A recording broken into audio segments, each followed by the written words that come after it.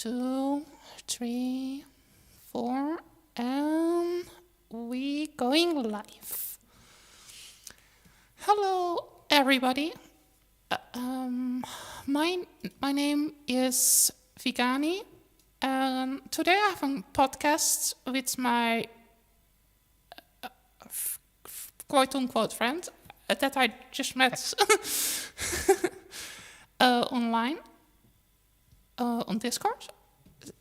She is a trans vegan activist, how does outreach, a kind of activism, chativism was it? I think you called it.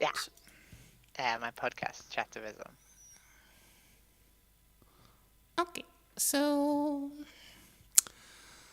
Hello, thank you for having me. I'm glad to be here. I'm glad we're friends. Like, we've just been talking for 20 minutes. I think we're friends at this point. yeah.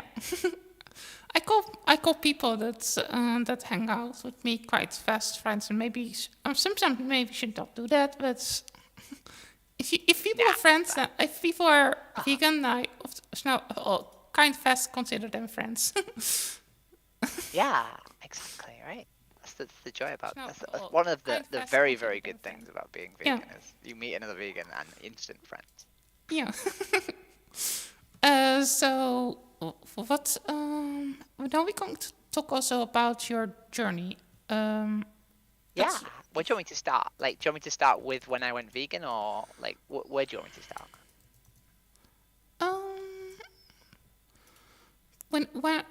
Let's start with when you did go vegan.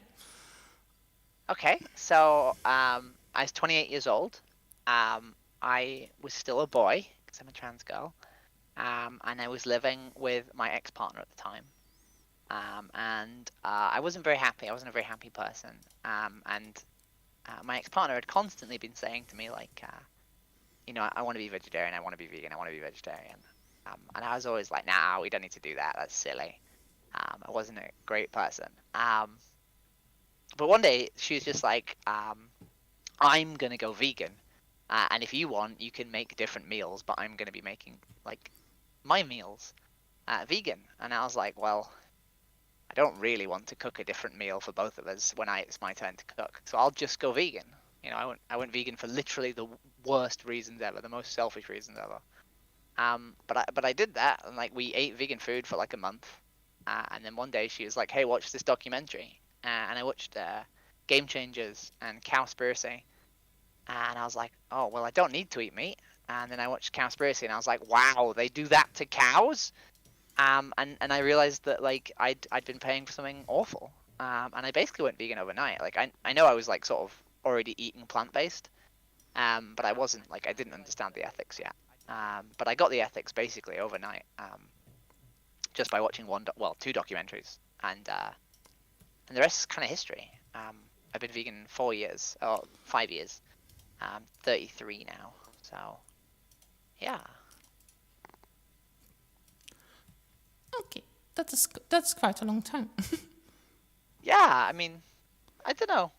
I think I've been vegan 5 years, but I think I've been doing activism about a year and like 7 months, I think, which feels short, right? Like, I sort of didn't really notice going vegan. Like, it didn't really change my life that much. I just kind of ate different food. But because it was like COVID, I didn't leave the house because it was COVID. So for like the first 2 years or 3 years even, like, other than like eating different food, my life didn't change at all. Whereas like activism was like the big change in my life when I started, like, really being a different person, I think. Okay. Um, So what I understand, you started with being more plant-based vegan. yeah. I basically became plant-based for about a month. Had I gone out to a restaurant, I might have eaten meat, but we didn't because it was COVID. And then I watched a documentary and I became vegan. Okay. So what kind of documentary did you watch? So I watched Game Changers. Yeah. Okay, Game Changers. Game Changers is Yeah. Okay. So that's like the muscle one. Oh, is that was the one with the bodybuilders, was it not? Yeah. It's got like Arnold Schwarzenegger and Patrick Baboumian and uh, but some more like sort of vegan athletes. Yeah, Um, I would yeah. like to meet Patrick Baboumian once. I follow him on YouTube, and he seems to be a nice guy. Yeah, I actually am friends with a lady who her son is his godson, I think. Which is kind of cool. Okay, sounds kind of cool. Yeah, I have a few cool friends. Yeah. But then, so I so about a year and a half ago, or about 2 years ago, I split up with my partner, and I didn't really know what to do with my life. I was kind of a bit lost, and I knew there was like a thing I needed to change. Um, and I'd always wanted to be a woman, basically. But I'd never sort of had the guts to do it. And I was sort of worried about like the societal implications of doing so. But I was basically at rock bottom, and I decided I'm just gonna do it. I'm just gonna go and become a woman, go and live the way I want to live, and I did. And I came out in January. I got hormones in February, and I started doing activism in February as well. And then for the last like sort of year and 6 months, I've just done a ridiculous amount of activism Okay, for a billion so different things. are you also maybe a personal question? Uh-huh. Are you also on hormones? Yes, I started Okay, hormones in a year and 6 months ago. okay.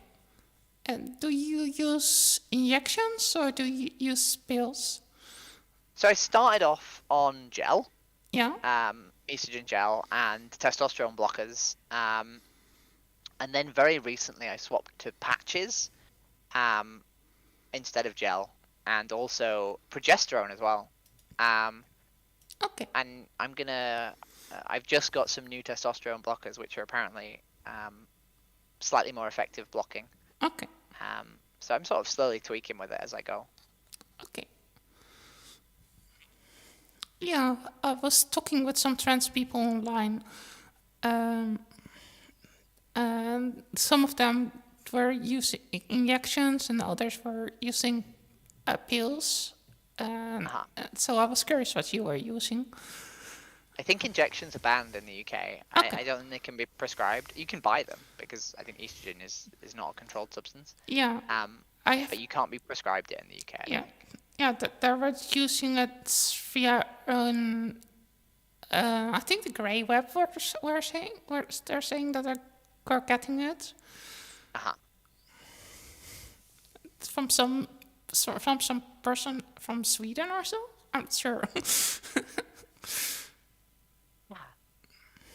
I use Gender GP, which is Okay. I'm quite fortunate enough to be able to just buy my Yeah. prescription through a private supplier.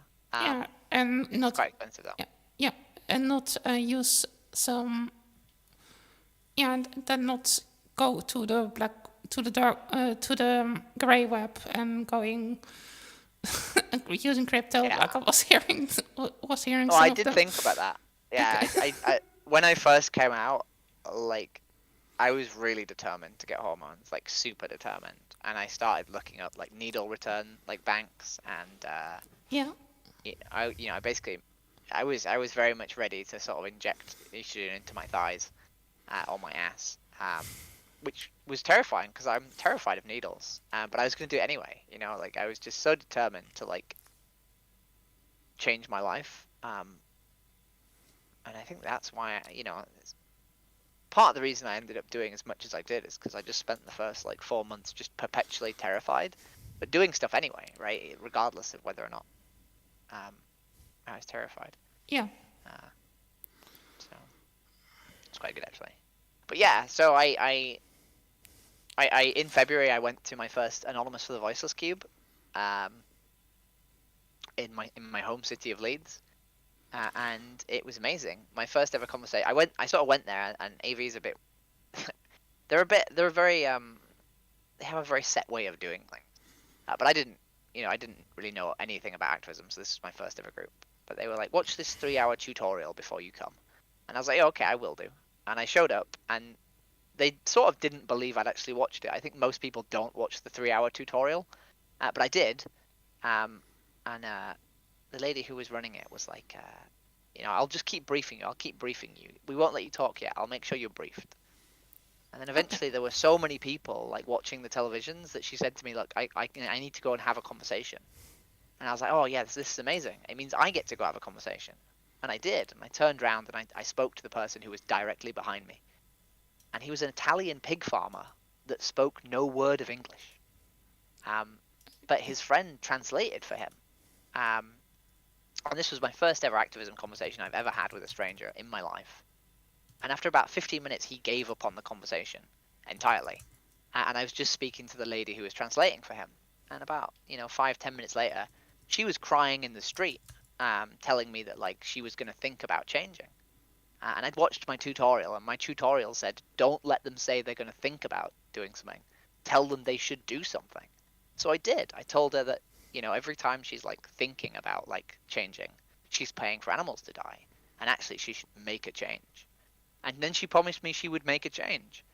And that was my first ever activism conversation. And I basically came away from it like feeling like a superhero, right? I felt more like sort of powerful and like sort of like you know impactful than I'd ever felt in my entire life. Um, Okay. yeah. So, is any of your family vegan? No. I have a cousin actually, I think, who might be vegan, but none of my immediate family are vegan. Okay. Um, um, yeah, my nobody in my immediate family is also vegan. Um, my mother is vegetarian, nearly vegan, I think, but she agrees, but she finds still some stuff hard. My father is kind of stubborn. I'm not really talk much with my father. Yeah, I think it's easy for us to waste a lot of time trying to outreach family members because we feel like we have an obligation to do so, but Yeah, like they're no more likely to uh, like understand veganism than anyone else. In fact, I think there's like research to show that they're less likely um to accept sort of like life lessons from within the family. Um, so like we wouldn't waste time speaking to someone on the street who straight up just didn't care. Um, so I sort of suggest that people shouldn't really spend too much effort on their family. I think if you've had a conversation with them and they've not been receptive, then I think you have to sort of like find people who are receptive instead, and yeah, use your time efficiently. yeah. Find it kind of. It makes me kind of sad sometimes still. And then also one thing that's I live in a quite small. I'm not sure if I did tell you that before on Discord, but I live in a kind of small town with a lot of dairy farms around Hmm. and a lot of agricultural stuff. Hmm. I find that I have a hard time talking about veganism with other people around me. Yeah, I mean, there's ways of doing outreach, right? Like you can, I do internet activism, which is abhorrent. It's you will get people being incredibly rude to you, but when you get good conversations, they're just as good as any other.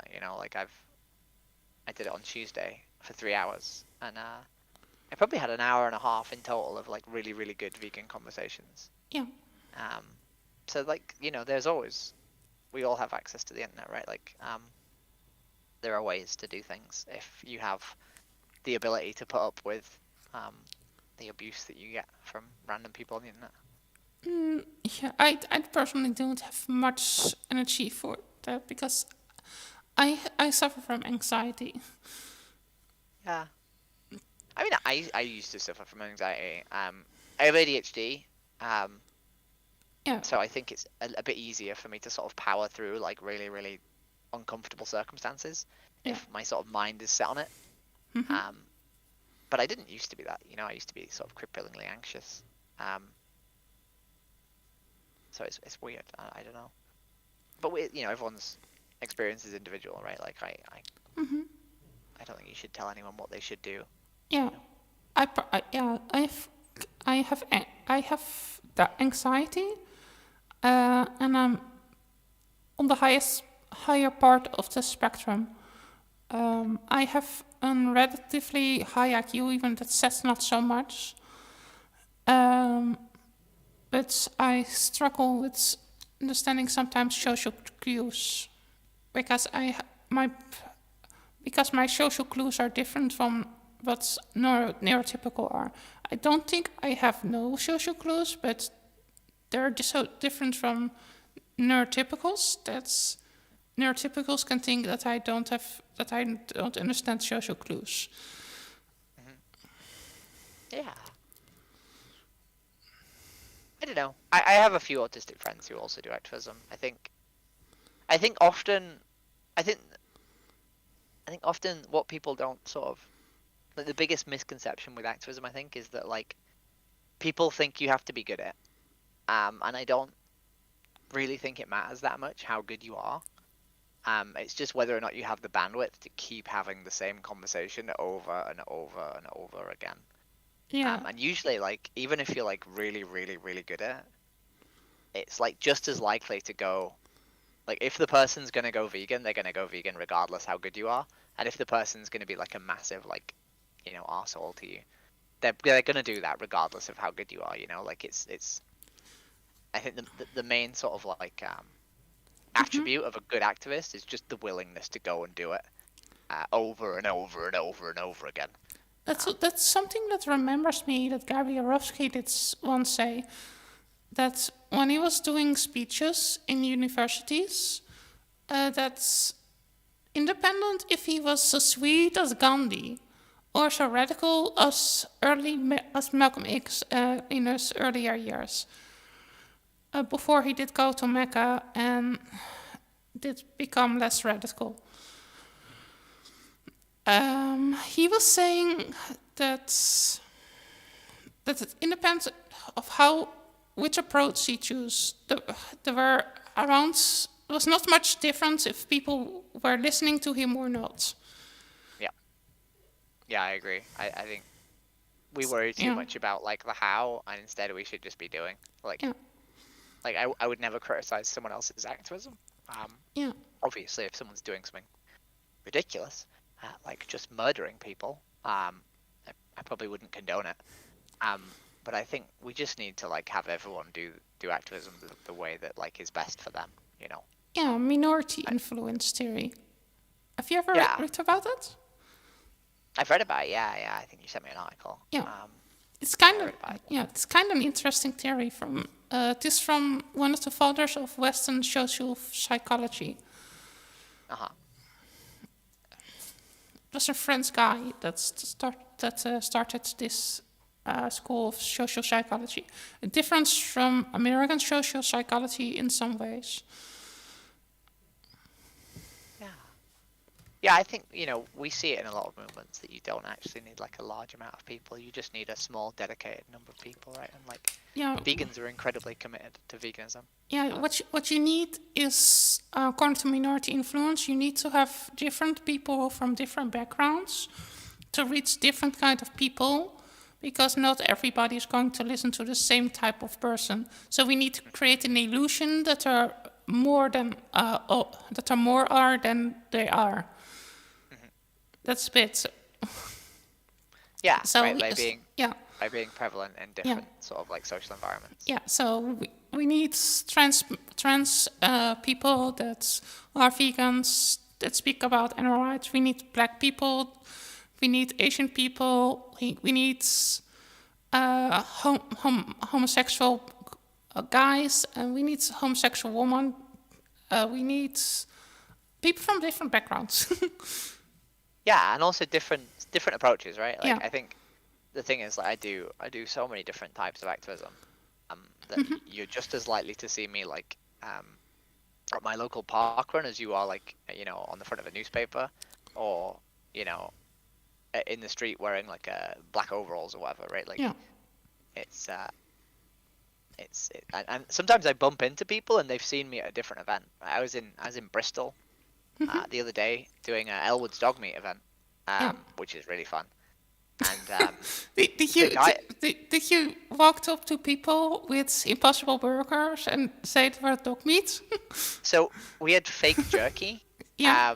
that was being given out by people pretending to be Elwoods, and Yeah. I was there with a PETA t-shirt on and a megaphone, Yeah. pretending to counter protest. So Okay. I was the fake counter protest. And there was a guy there giving out free iced tea, who was from my city. Like he'd come all the way to Bristol as well for work to give out like free stuff. And he was telling me that like he'd seen these people in like the center of Leeds doing Anonymous for the Voiceless, and I was like, that was me. That was also me. And he's like, oh really? I didn't realize you did. You like both. And I was like, yeah, I'm both. But he didn't. He never stopped for the Anonymous for the Voiceless. He never like stopped to talk to us. But when we were like megaphoning in the street against dog meat, that's when he stopped to talk to us, right? So like, different approaches work on different people.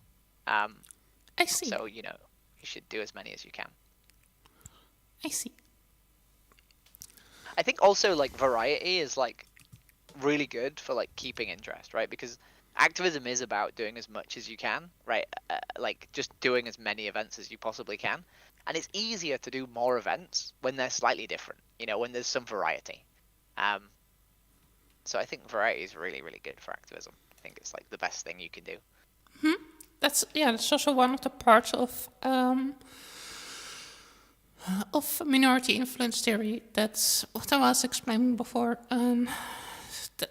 Basically, one of the things is also from what I read in some studies is that people have the tendency to listen more to people that look like them than people that have a similar background than them, and then scientists or so.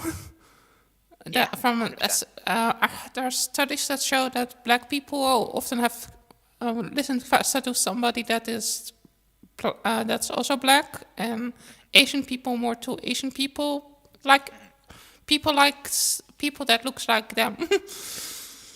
Yeah. That's why also a lot of people want more representation in movies from their own race. That's why black people, I think, wants more people that are black in movies, and Yeah. and that's why maybe some white people get upset when when some character that's in the past that looked like them is getting away from them.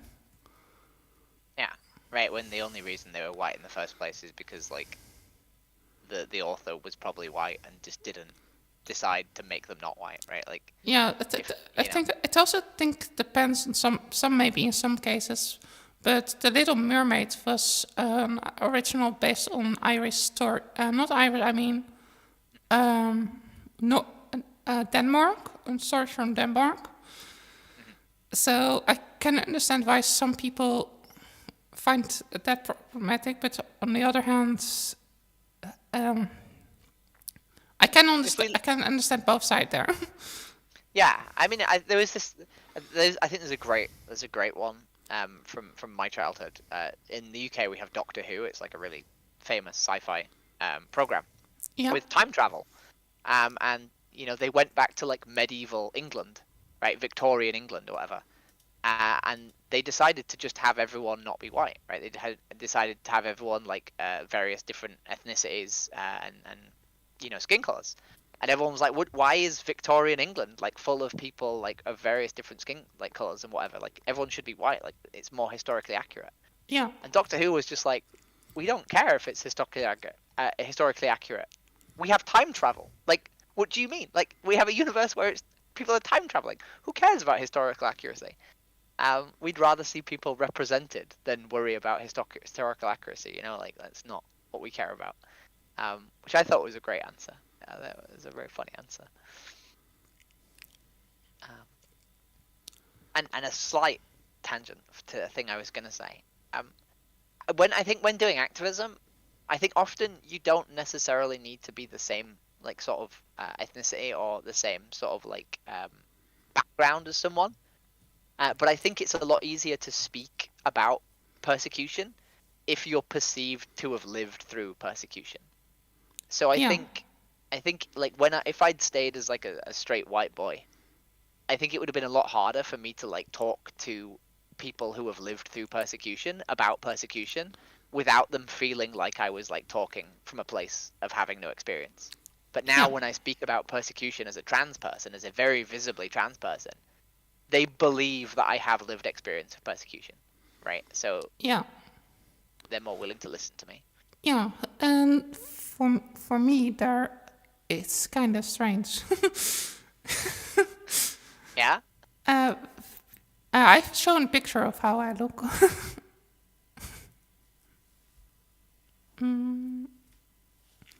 But yeah, it's kind of different from my experience. Is kind of strange. I think more a bit more strange than. I mean, it depends on how I look. I think.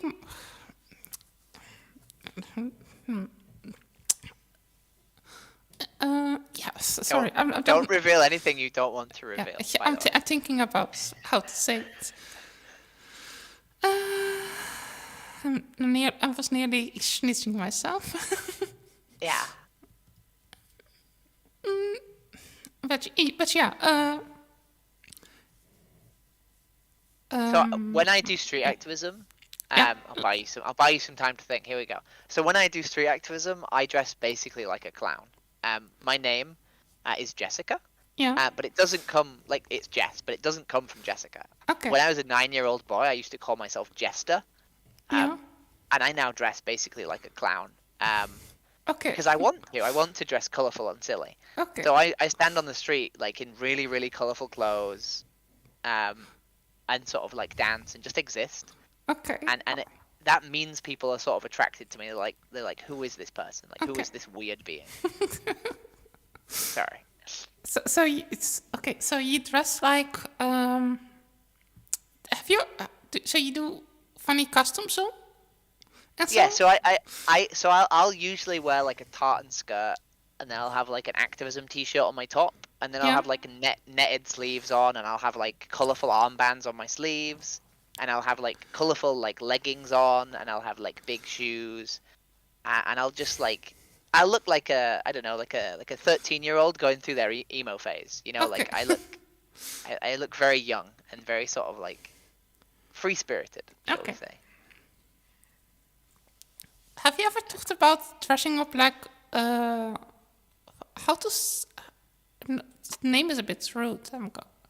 I'm not sure what the other name for it is. A fool? A fool? Yeah. Yeah, jester. Yeah. Is that an Yeah. okay? I mean, Yeah, a fool would be another way of referring. Yeah. Okay. That's like more of a European way of saying jester, Yeah. right? Yeah. okay. I do. I actually have I wear a hat. I wear like a beanie hat, and I Yeah. have pigtail holes cut in it. Okay. So I have pigtails that come through my hat. I'm very silly. I look very silly when I do Hey, it. Anya. Hey, Yeah. how are you doing? I hope you're doing well, Anya.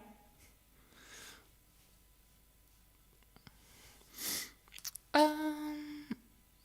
So, you can talk further if you want. Oh, I think I just kind of have pigtails and I wear silly makeup. I basically paint the trans flag on my face, and Okay. I just dress Okay. how I want to dress, you know. Oh, this is Jessica, and Jessica is a trans woman. How is trans activist, a vegan, a trans vegan activist, Yeah, I do both. and how does chattivism, which is a form of activism where you chat with people online. Yes, it's a podcast. So I ran NARD. I don't know if you know what NARD is. Oh, I didn't put that in my bio. No. So I run NARD. NARD is National Animal Rights Day, and you basically you have like a march, and then you have like you do speeches, and then you have live music, and you sort of like you promote veganism, right? So we had about 60 people at my nard. We marched around Manchester. I had 4 amazing speeches and a guy play guitar for a bit. And after that, I was like, I have lots of interesting friends that have really cool stories. Maybe I should interview them. And I started interviewing people. And you do that And I, every week 2 times. no, so I do the podcast every Wednesday. A podcast episode comes out. Okay. And then I do online activism Tuesday and Thursday. Okay. Yeah. So, how? Which of your friends are you going to interview next time? So the next episode is a guy called Ruben. Yeah. I interviewed him yesterday. Well, I interviewed him a week ago, and then I did a second interview yesterday. He works for PETA. He's a paid member of PETA's campaign team. Yeah. Doing anti-vivisection campaigning. And we had to do a second interview because he went to Ethiopia doing campaigning and got arrested and then deported from Ethiopia. And then he went to Paris to protest the Olympics in about a week. He did all this in 1 week. So I was like, we need to do a second interview because like I can't not have that in the podcast. But that'll be a really good interview. He's a very interesting activist. And I've done a bunch of people. I've done did a guy who runs AV Paris. I did a Scottish trans girl who's been arrested 17 times. That is a lot. It's a lot, yeah. It's very a lot. Who else did I do? Why Go was he arrested? Animal rights and Palestine, direct action. She went to a beagle farm and liberated beagles that were going to be tested upon. So she was part of a group that protested a beagle breeding facility once and then broke in and liberated beagles twice. I think they liberated 11 the second time and 3 the first time. So Okay. she's a very, very cool woman. So, how long was he in prison for liberating the beagles? Oh no, so she was arrested. I don't know if I said in prison, but she's been arrested 17 times. Okay. She's not been charged 17 times. Okay. I think she's been charged. I think she's been charged like less than 14 times. Okay. But she's done lots of cool stuff. And then I had who else have I had? I've had a bunch of people. I've had like American activists. Had some British activists.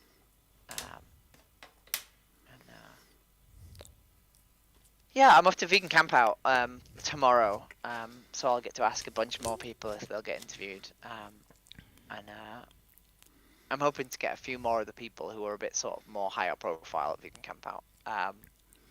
Well, not higher profile, but just people I know from like further away. Because I have friends that I only sort of meet at like these like annual events. So it'd be good to meet people there, and then yeah. Okay. So, yeah.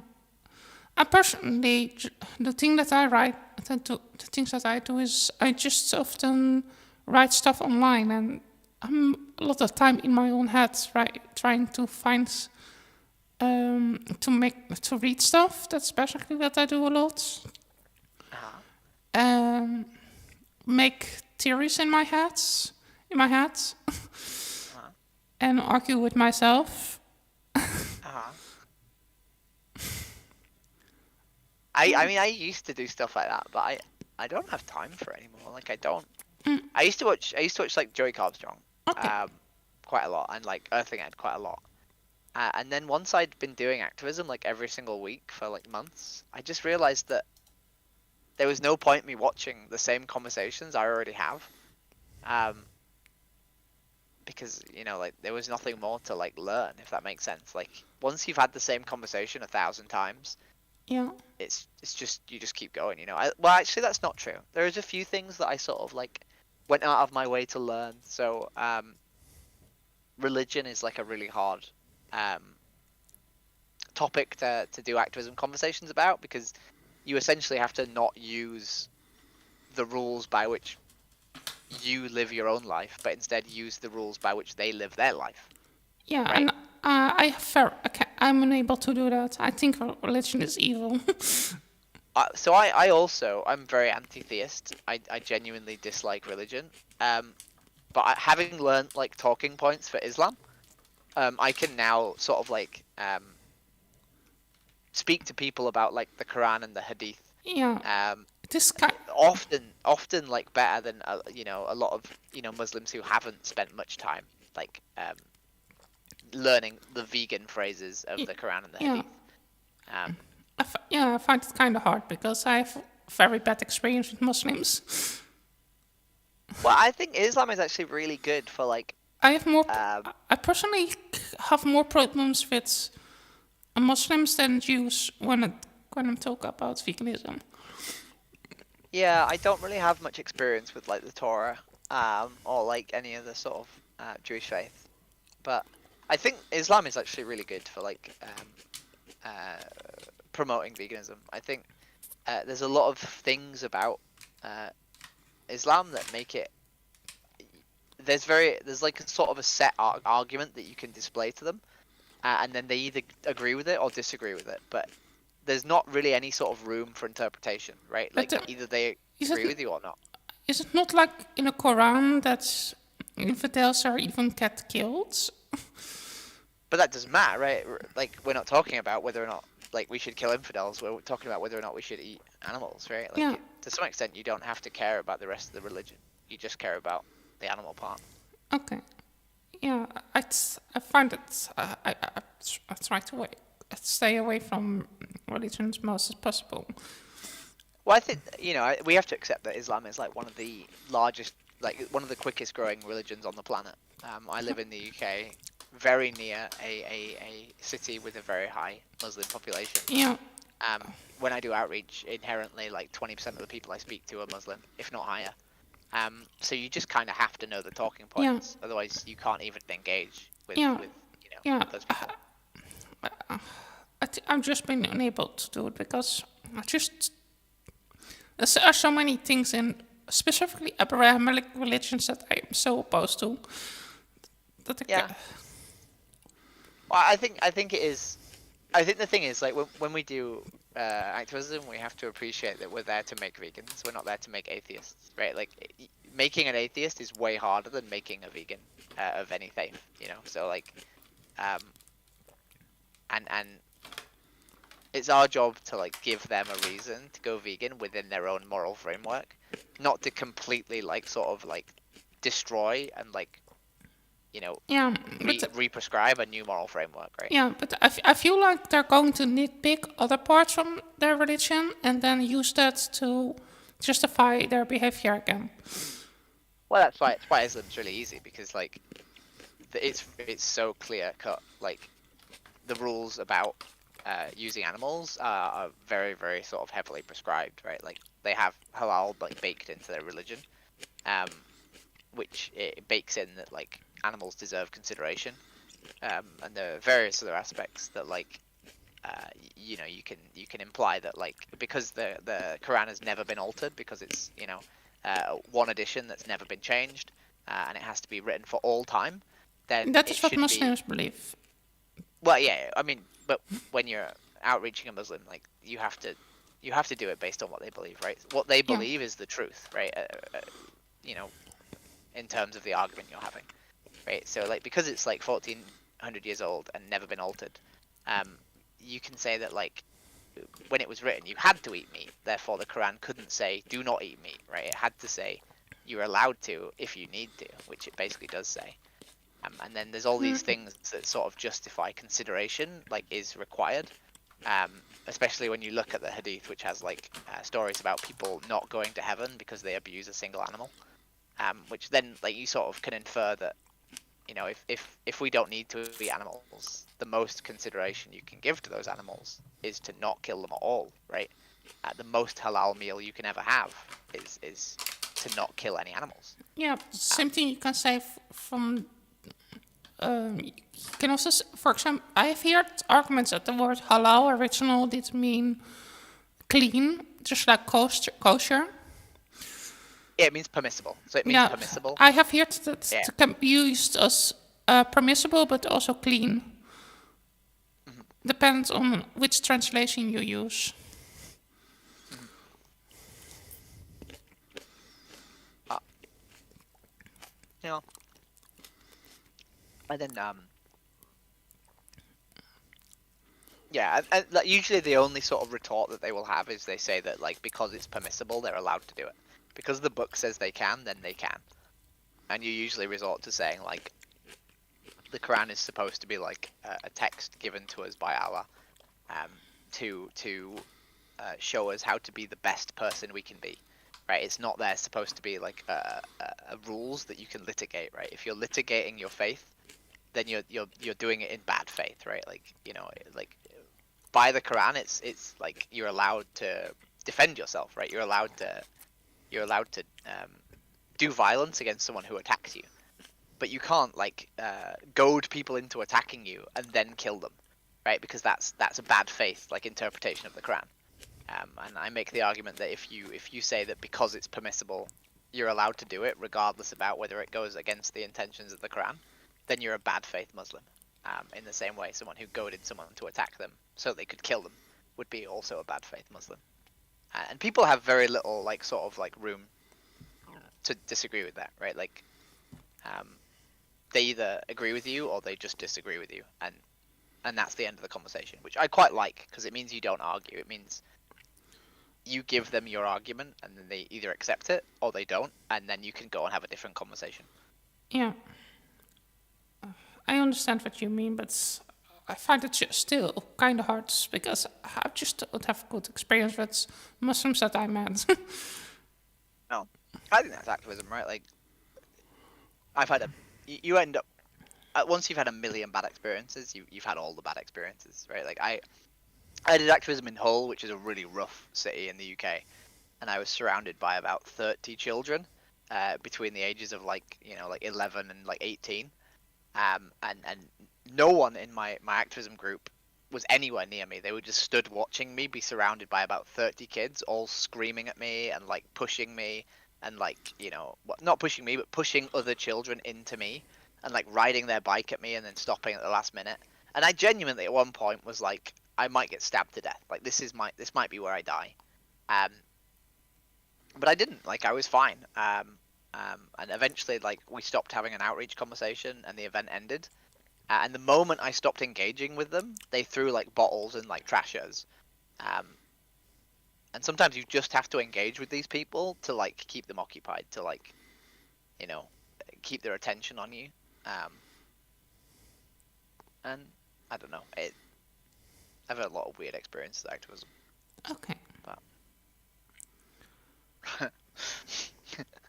but not all activism is scary. You won't feel like you're going to get stabbed at every event. Like it's Yeah. only the yikes ones. Yeah, I'm kind of. I think I'm more of the kind of person. If I was going to do more again, I think I'm more like a person that writes books or so. Uh, because I'm not really a person. I'm not really an extroverted person. Yeah.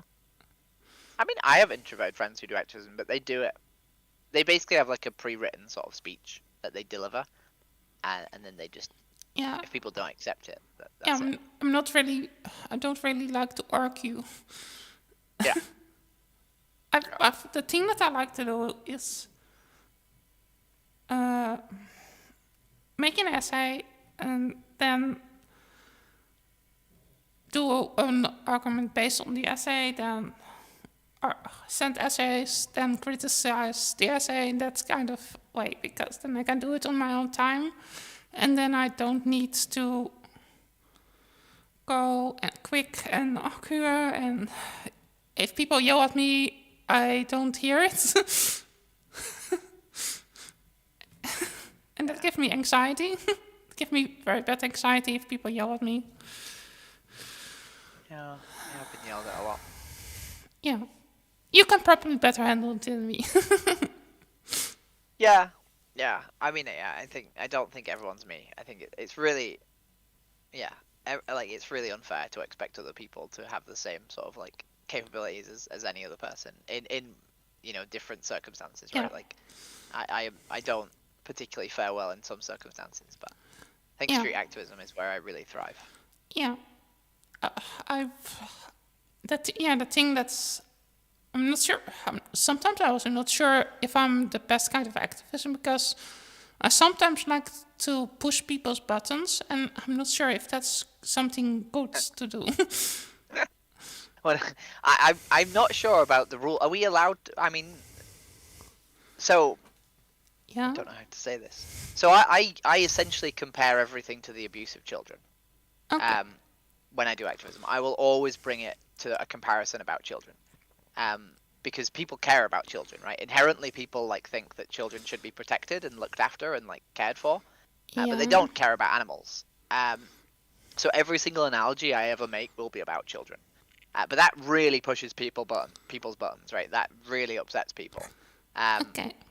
And you have to be like sort of careful when you do that. But Yeah. I tend to use things that people find also upsetting. For example, I like to compare what we do to any animals to different slave trades sometimes, and sometimes also to the Holocaust. yeah, And then yeah, I straight out tell that word Holocaust comes from Greek holocaustus, which means burn sacrifice. And that it is 2 times in the Bible described as killing a male hurt animal on the altar of God. there's a.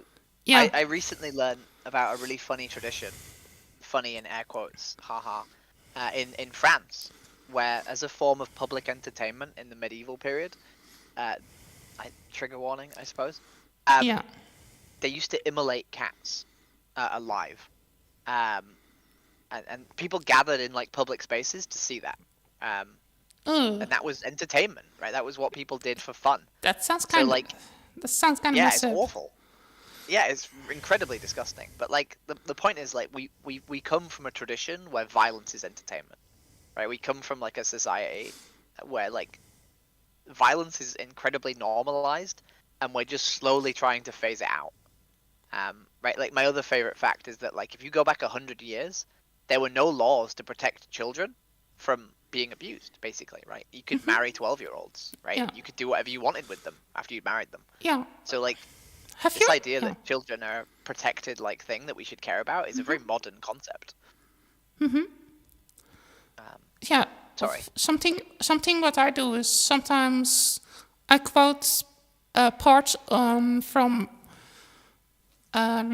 This is a very despicable book.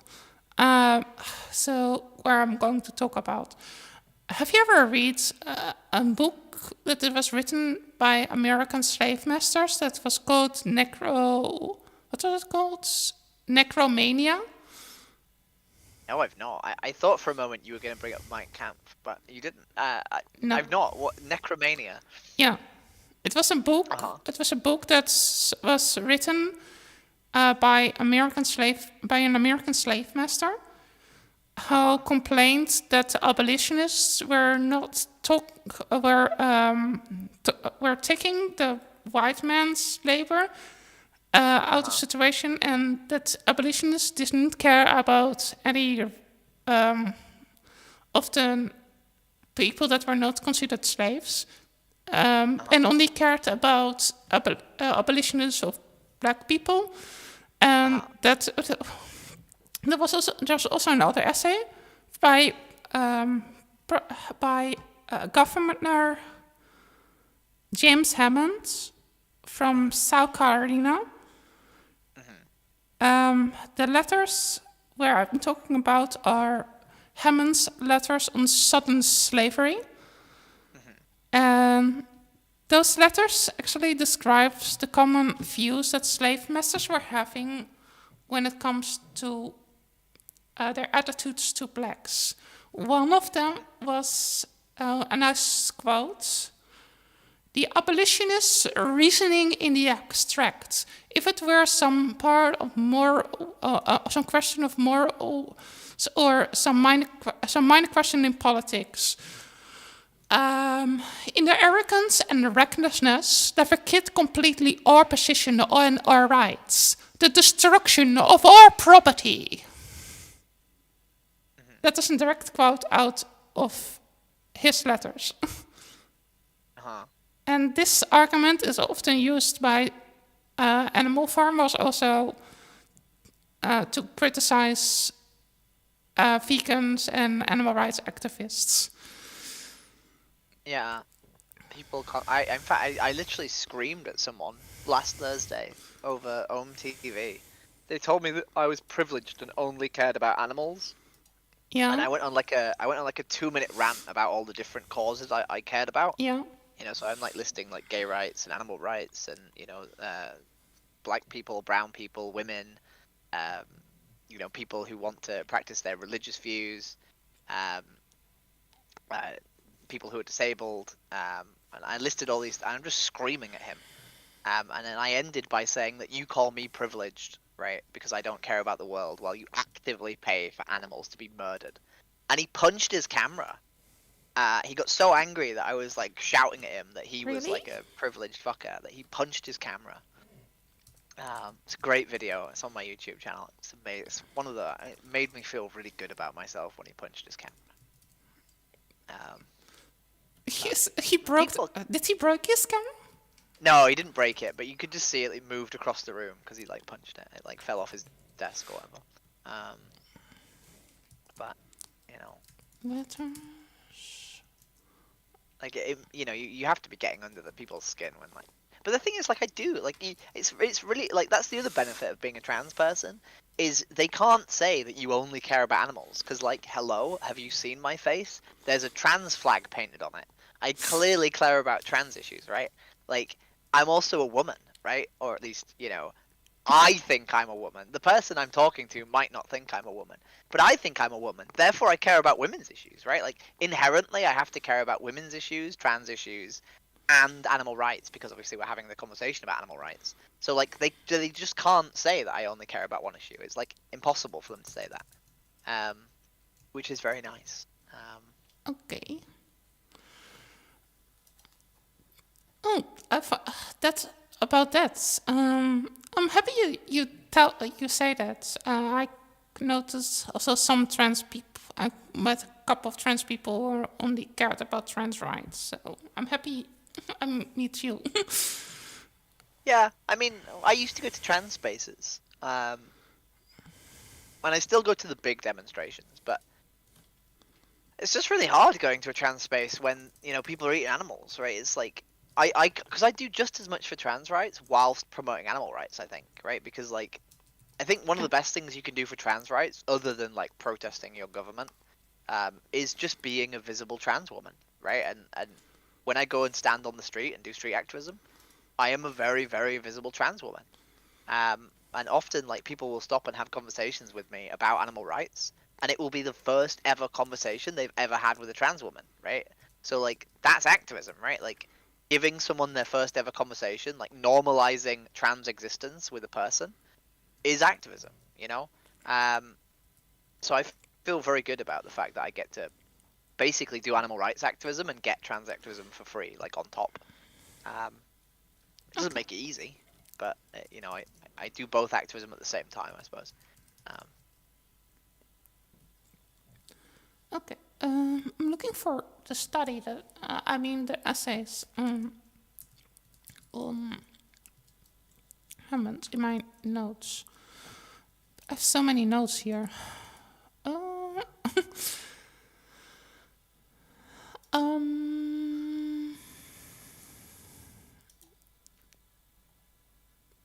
So, but yeah. Oh, here I have some letters, some parts of the letters on slavery. Here's other one. In a social part of view, the abolitionists pronounce slavery to be monstrous. To be monstrous. If it was so, it would be worth partly to concern superillusion, uh, beneflius in them to lanterns. It is a bit weird because I speak in weird old English. Yeah. With Yeah, American yeah, yeah. English. I'm sending it to you. Maybe you can better pronounce it. What he was saying.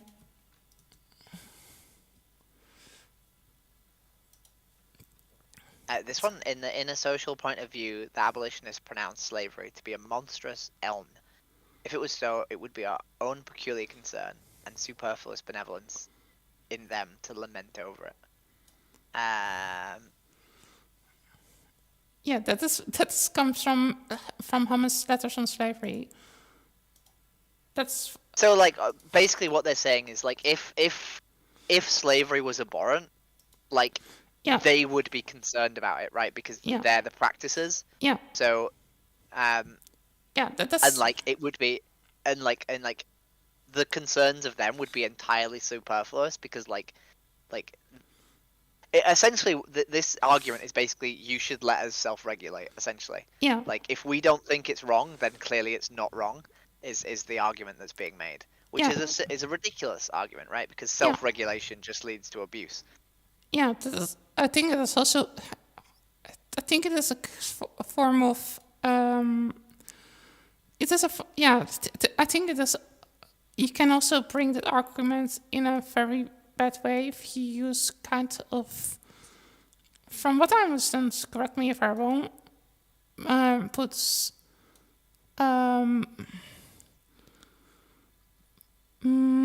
some of the theories on postmodernism on it, from what I understand. I mean, You'd have to. Sorry, go on. from what I understand, postmodernists don't believe in absolute morals. So, in a way, you can say they can believe in everything is moral. That's how I understand it. I don't know. I'm not particularly well versed in sort of the ethics of philosophy or the Yeah, philosophy of ethics, I suppose. that's how I have learned it, and it's therefore it is kind of hard to say for some people that something is immoral because morality, according to postmodernism, from my understanding, something is not nothing is moral or immoral, and it all depends on the person that you have in front of you. I don't know. I often say to people that like morals can't be There, like yeah, an action can't be subjectively moral to like two different people because then like yeah. it allows Postmodern, like yeah, an action has to be like the same morality for every person.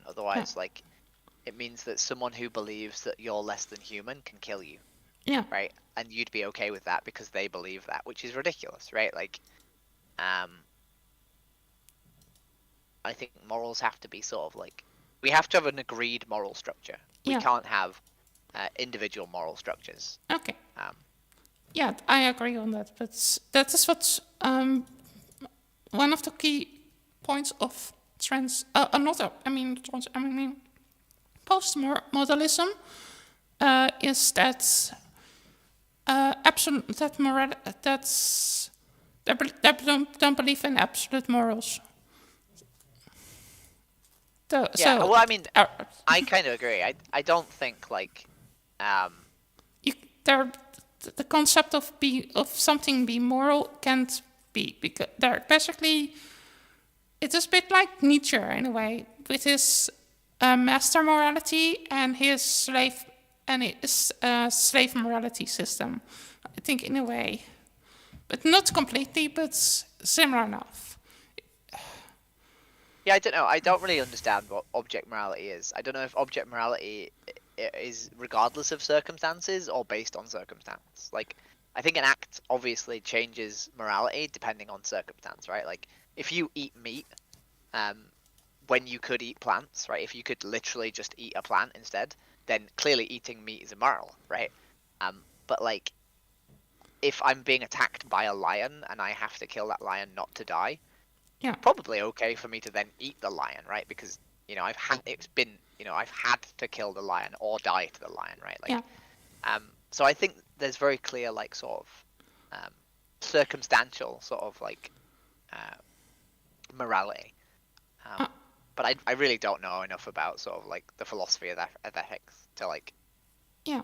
know what half of these terms mean. Yeah, I know what you. I mean, I've read quite a lot of psychology of philosophy.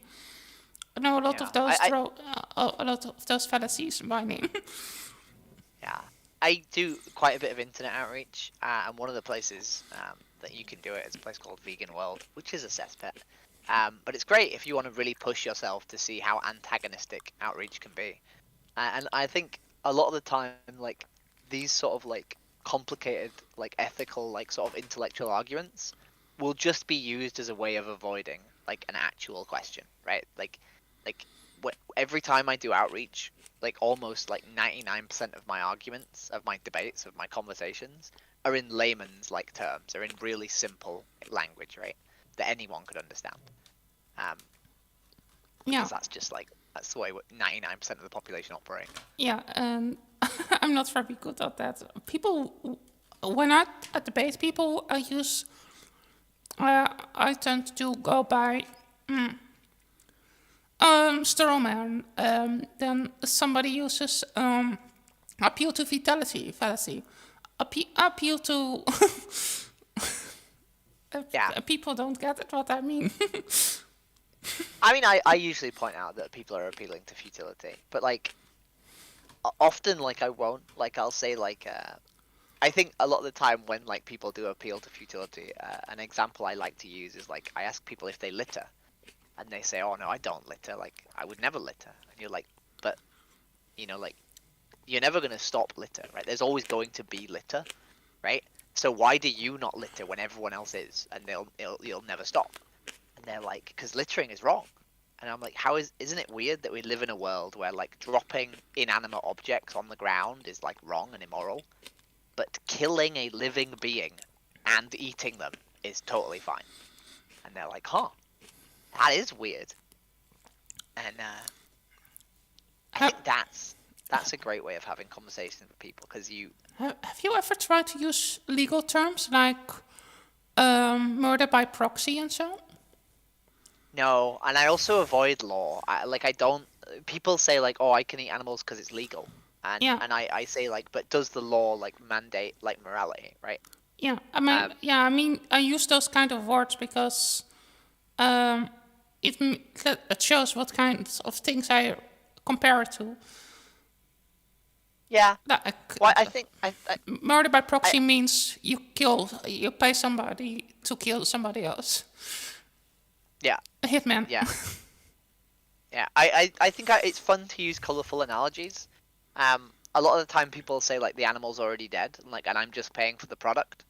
And a lot of the time I'll ask people if they would apply that logic to other crimes, or so not other crimes, but like other actions that have victims. Yeah, So like for example, you could buy the indecent images of children, right? And you aren't paying for that child, to be abused, but you're paying from a product that can only come from the abuse of children, right? So you're financially incentivizing the abuse of children, right? Which we know is immoral. So why is it not immoral to buy meat? Um, and people usually the only answer they can give to that is because they're human, and that's a hard one. I think getting out of the spiral of like I only care about humans and I don't care about animals is really difficult. yeah. For me, it's personal. I'm not sure how you think about it if I'm saying this right now. I'm at the point that how to say it without sounding like an asshole. Um, I care less about humans than animals, and I care more about humans because of moral consistency than I really care about humans because I believe in human rights. Mm, yeah, I mean, I don't know. I think people paint humans as like this monstrous like species that are like worse than animals, right? But when we look at like great apes, like if we look at like chimpanzees, for example, like Gorilla? they're not kind creatures, If right? you look Like at gorillas, gorillas are the way. gorillas are you know, I don't know much about gorillas, but I know that chimpanzees are really prone to like violence. Um, That is also because we steal their habitats and make their life very no, hard. no, like within like chimpanzee communities. But like my point is like we we we as a species like we didn't become crueler in the last like I don't know 10,000 years, right? Like we've just our ability to do cruel actions has just become better, right? We're better at performing cruel actions. We're more efficient at cruelty, Yeah, right? But I think on a whole we've become less cruel, right? Like we don't murder our own children as much anymore, right? We don't put our children in workhouses, and we don't, you know, we have laws about when children can consent, right? yeah, but Like I think we there are a lot of animals that are have far better moral frameworks than humans. maybe, but I think when we look at intelligent creatures, we see some real like bad, like dolphins and orcas are particularly cruel. Like Yeah, we're not. I think humans are more cruel. I don't know. I've seen humans selling their children into sex slavery. Yeah, I mean dolphins also do interspecies rape. Like there are like it's this idea. I think that we're the worst species on the planet, like significantly worse. I think is just like a way of like sort of losing faith. I think you have to like keep faith that like Yeah, I find it hard. there is progress. That's just the thing. I find it very hard to have faith in humans. Yeah, right. And I think that's like really justifiable, right? Because we live, like, we have this perspective of like we see this cruelty every single day, right? Like, and because our lifespan isn't particularly long, we don't see any improvement, right? But I think if you actually look, if you look a little bit further back in history, um, and you sort of like account for like the fact that we can see more stuff now because of like social media and things, and like our ability to do cruelty is like exacerbated by like technology. I think we can see like a moral trend towards compassion and kindness, and we just have to like push that, right? Because like we're alive in like this century, right? We have you know we have like 60 to 80 years on the planet where we get to do as much as we can to like improve the planet, you know, and we're not gonna fix it, right? I'm not gonna live in the utopia that I want to live in, Yeah, right? But I can build that utopia, right? I can start laying some groundwork. that is a nice way of looking at it, but I think it is just very hard for me right now because I just don't have really faith in humans. That's it. I think you gotta have faith in yourself. I have been vegan for 20 years now. Ah, Over the years, it started to become more and more losing for more faith in humans. When I I first mean, did, I think. when I first Sorry, did go on. go I keep interrupting. when I first did go vegan, I was having quite a lot of faith in humans. I was thinking, oh, maybe people are informed. Maybe people are don't understand what they're doing is bad. But then I met people that were saying they completely understand what they're doing and that they don't give a fuck. And met quite a lot of those people. Yeah, I've met thousands of them. And that made me slowly lose faith in humans. So I think long-term vegans who don't particularly do much activism have this problem. I think. Gary Rofsky was having that, and he was doing a lot of activism. 100%. Yeah, but I think he had a different problem. So I think Gary Rofsky had a different problem in that his problem wasn't seeing people not going vegan. His problem was seeing other vegans not do activism. And the way he tried to fix that was by telling people that they had to do activism, that they should do activism, and they were bad vegans if they didn't do activism. And we know from activism, like that approach doesn't work on non-vegans, right? You don't tell a non-vegan that they should go vegan, because otherwise they're a piece of shit. right? You explain to them that like why this is better, why this is better for them, that they will be morally consistent, that they will be giving the kindness to animals that they truly believe, right? Yeah. That they'll be doing things that align themselves with ethics they already Yeah. have, right? You have to I like build people up, and I think you have to do the same with activists, right? If you meet a vegan and they're not doing activism, you have to inspire them. You can't shame them. Um, and I think people don't realize that like how good of a feeling you get by contributing towards the change, right? Because if you've been vegan for 20 years and I mean, you've seen vegan options go up, right? yeah, You've seen the world slightly move towards veganism, but at like very a really slow. glacial pace, right? Yeah, and Um, I also this thing is also that make me despair yeah. is I think But I feel like we huh, don't have enough time to turn all these environmental problems. I mean, to quote Greta, like it doesn't matter whether we have enough time, right? Like whether or not we hit our targets, we still have to keep going because Yeah, if we don't hit our targets, like it's just gonna get worse, right? Like it, yeah. I no mean, matter what happens, we yeah, have to keep going because I the only option is it being worse, right? I understand what you mean, but the studies that I was seeing that in 25 years, maybe the whole seas can be completely empty. Yeah, That scares me and to I'll still be shit. advocating. And that means Yeah, if the seas die, like Paul Watson was saying, we die. We don't live with an empty ocean. I mean, I think I believe that the human population, about like the proverbial cockroach, right? Like, I think a small amount of us are going to survive regardless, right? But like, our planet is going to be really, really buggered if we don't put the work in, right?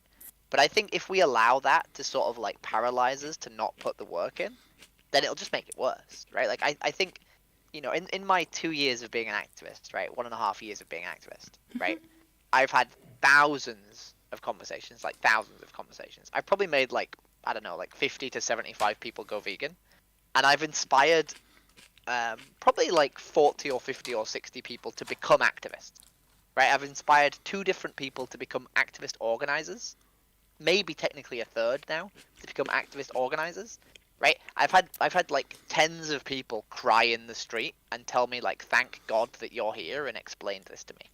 Right, I've seen communities that I'm a part of like massively grow in number, and I've encouraged people to join multiple communities. So like my vegan runners group, I've encouraged some of them to go and do vegan activism, and my vegan activism group, I've encouraged them to join vegan runners. Right, I'm promoting all these different things. Right, I'm writing a book, I've got a podcast, I'm doing all these things. Right, and because I'm doing all these things, I feel like I'm part of the solution. Right, and because I feel like I'm part of the solution, I'm energized to do more and keep going, right? And I'm making it fun, and I'm making it fun for other people, and I'm building the movement like by making it like a positive experience for everyone involved, right? And I'm also doing trans activism like the whole time because I'm a visible trans woman. So like by doing that, like you don't get the dystopia, right? Because like regardless of whether or not we succeed, like I'm part of it, right? Like I'm doing the best I can. And I'm enjoying doing it. And the phrase I sort of always use, which I think is sort of it's like I think it's quite beautiful. Is there's a cathedral near me, a really famous one called York Minster, and it's this massive building. It's Yeah, this utterly astronomical building built by the Catholic Church. And on yeah, the side of it, there's a plaque, and it says that like in this year it began construction, and in this year it finished construction, and it's like 300 years. yeah, Right? Which means that the people who started building it were dead before it was finished. And the people who finished building it weren't alive when they started. Right? And it will have been like the siblings. Sorry, not the siblings. It'll been the offspring of the builders, right? So the person who started building it, their grandchildren will have finished it. Right? And that's what I'm doing, right? I'll never see the roof of this cathedral. I'll never see it, right? But I'm going to start building the foundation, and I'm going to start building the walls so that someone else can finish the roof. Because if I don't start building the walls, the roof will never get finished, you know? And I really wish that I could live to see the cathedral built, but I can't. That's not in my power. Um, but we have to build regardless, right? We have to do the work. That's how I feel. Okay. That's what I tell people. Yeah. And that's why they should.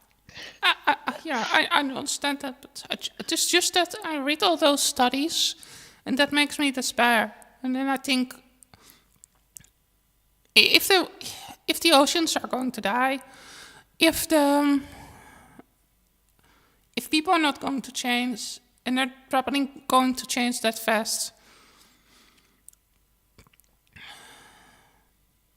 They will. I feel like we I'm see dead. what. I feel like I'm dead in 25 years. Nah, nah. I think the thing is like Because there's firestorms everywhere.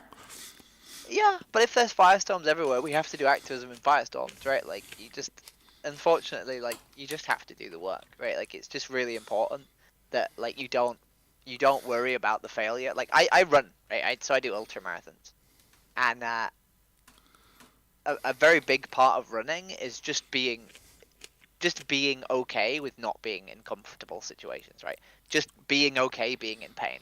Because running is painful, right? And being a runner is painful. Your knees just hurt all the time, right? And you can't run in a way that means that you're not in pain, right? Like you inevitably will be in pain, right? But you just learn to live with it so that you can do the thing you want to do. And not everyone can do that, but like it's really important that those that can do, right? If you can put up with the discomfort and you can just, be optimistic and do the work, like that is what we need, right? That's what we need to like save our planet. And Yeah. even if we don't meet our targets, right? Even if we fail by 10 years and 50% of the oceans die and 30% of all humans on the planet die, it's better than 50% of all humans on the planet dying and 100% of the oceans dying, right? Like Yeah. we just have to do the best we can. Yeah. Yeah, the study that I was talking about was a study that was saying that we have empty oceans by the year 2050. Yeah. I'm not sure if you remember that. I'll be what will I be? I'll be 59. Okay. 59? I'll be 59 in 2050. Same age as my friend, actually. Oh, that's nice. Yeah. I don't know. I think I have a friend who I used to live with, who is a wonderful human being, and she has paralyzing climate anxiety. Like it really really stresses her out, and she's really worried about the future. And she does the work. She does a shitload of activism. And I constantly tell her, like, look, like, you're getting really stressed out about this, right? But you're already putting in all the effort you need to put in. You do a lot of work, right? You do various different activism campaigns. She does plant-based councils, plant-based universities. She does street activism. She does a lot of stuff. I'm like, this anxiety is not helping you, right? It's just like sort of torturing you, right? Like, the worrying about it isn't like anxiety is like a human sort of mechanism to promote you to make some sort of change, right? That's why we have anxiety. It's like a defense mechanism to encourage you to make a change, right? But if all you're doing is having anxiety and you're already doing all the correct things, then the anxiety is a problem, right? Because it's not promoting you to make any change. It's just torturing you. And I think we as humans have to be responsible for that. We have to be proactive about our mental health to try and sort of like,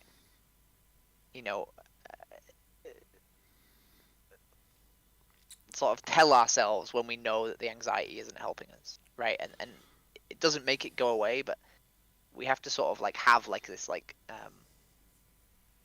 we have to sort of condition ourselves as best we can to try and ignore these anxieties that aren't making our lives better, that aren't helping us be like better at whatever task they're supposed to be helping us with.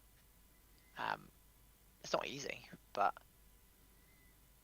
if you have no agency over something, then having anxiety about it when you have literally no agency about it, it's just making the situation worse, right? Okay. Okay. Sorry. I feel like I just Yeah. transplained to you because I'm not a man, so I can't mansplain. Yeah.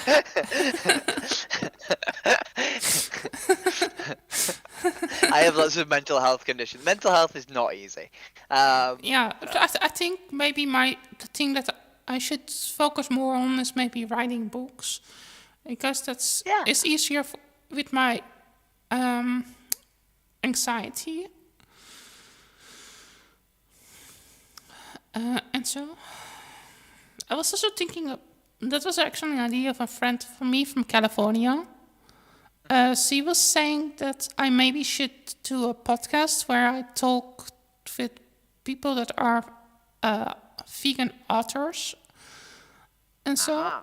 so small vegan authors. She also have a vegan author group on Facebook, so therefore I was thinking she was thinking maybe I should do some interviews with some of the people in her group. Yeah. Well, I'm an unpublished vegan author. Um, hopefully soon to be a self-published vegan author, but Okay, different book. okay. That was let's look what in what you were sending me. Yeah. What was Yeah, I started doing the podcast, and then yeah at the start of every one of my podcasts, my guests talk about how they got to veganism, and some of them are quite interesting, some of them are not very interesting, and a lot of the time we'll do it, and in like 3 to 5 minutes time it'll be done and over with, and we'll move on to other stuff. okay But I really wanted to collect I started reading a book about interesting activist stories, and the sort of segments they wrote were really compelling. And I just got this idea that like maybe it'd be fun to get people to write letters to themselves. And I was like, I could do that because I have lots of friends, so I could just outsource like the writing to my friends, and they could all write their own little letter to themselves. yeah And then I had a meeting with my friend who I was gonna sort of like outsource a lot of the work to because I'm very busy, but they want to do some sort of activism. So this is like a perfect opportunity for like my friendship circle to give them like things they can do for activism. And we had a nice little chat, and I was like, what if we like made this book really nondescript, and then we encourage people to buy it and leave it places so that people would pick it up and open it to see what it's about, to like try and work out like what it is, and then end up reading essentially vegan propaganda because it'd be letters to carnists, right? It'd be letters to people's former carnist self. yeah And then we're like, oh, we can make it look like a diary, so people intrinsically will open it and read the diary extracts to try and work out whose diary it is. So they'll have to read the diary. So like we're basically making this like trap book that like you leave somewhere, and all of like the book's sort of like characteristics promote you to pick it up and read it, right? So yeah it'll be really short so that people aren't intimidated by it. It'll look like a diary so that people think they have to read it to work out whose it is. And we'll leave it places, and it'll be essentially really compelling like letters to former carnists. yeah. And I just we didn't mean to make this idea that I think is hilarious, but now we've come up with it. Like we're both really eager to like make this and like get it Yeah. out into the world. So yeah, I think I'm not sure if my story really helps in this regard because, I mean, probably the thing that worked for me doesn't really work for a lot of people. I have noticed. The thing that made me going vegan is realizing that I was a hypocrite, and if somebody was probably telling me even earlier that I was a hypocrite, then I did go vegan. Yeah, I think we're looking for like. So I think the thing is, I think in order for this to work, there's sort of two main types of vegan transitions. The first one is like a really, really long-term like vegetarian, Yeah, who then sort of becomes vegan slowly, or went vegan really, really early, just because they understood that animals deserve consideration, which is very rare in children, but it does exist. I was 12. Or people. Sorry, go on.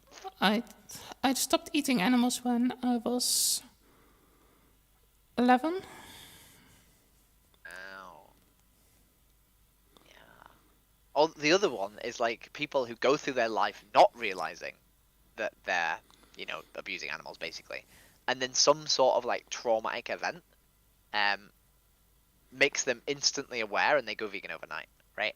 And I think they're the interesting stories, right? I think the stories about people who spent their entire lives believing that like killing animals was perfectly fine, and then one day, like a universal truth was revealed to them, Yeah. are the compelling stories, right? Because that's the one we want people to read. So I have like a few acquaintances who are like former slaughterhouse workers and stuff, and I Ooh. hope people like them can be the ones that we get to write letters, because like a letter from a former slaughterhouse worker to themselves is probably a very interesting thing for a random person to just pick up and read, right? Um, Former dog fighter. yeah, right. I have a friend actually. One of the people I podcasted. Yeah. I've asked them if they'll do a letter, and they're not sure if they will because it's very traumatic.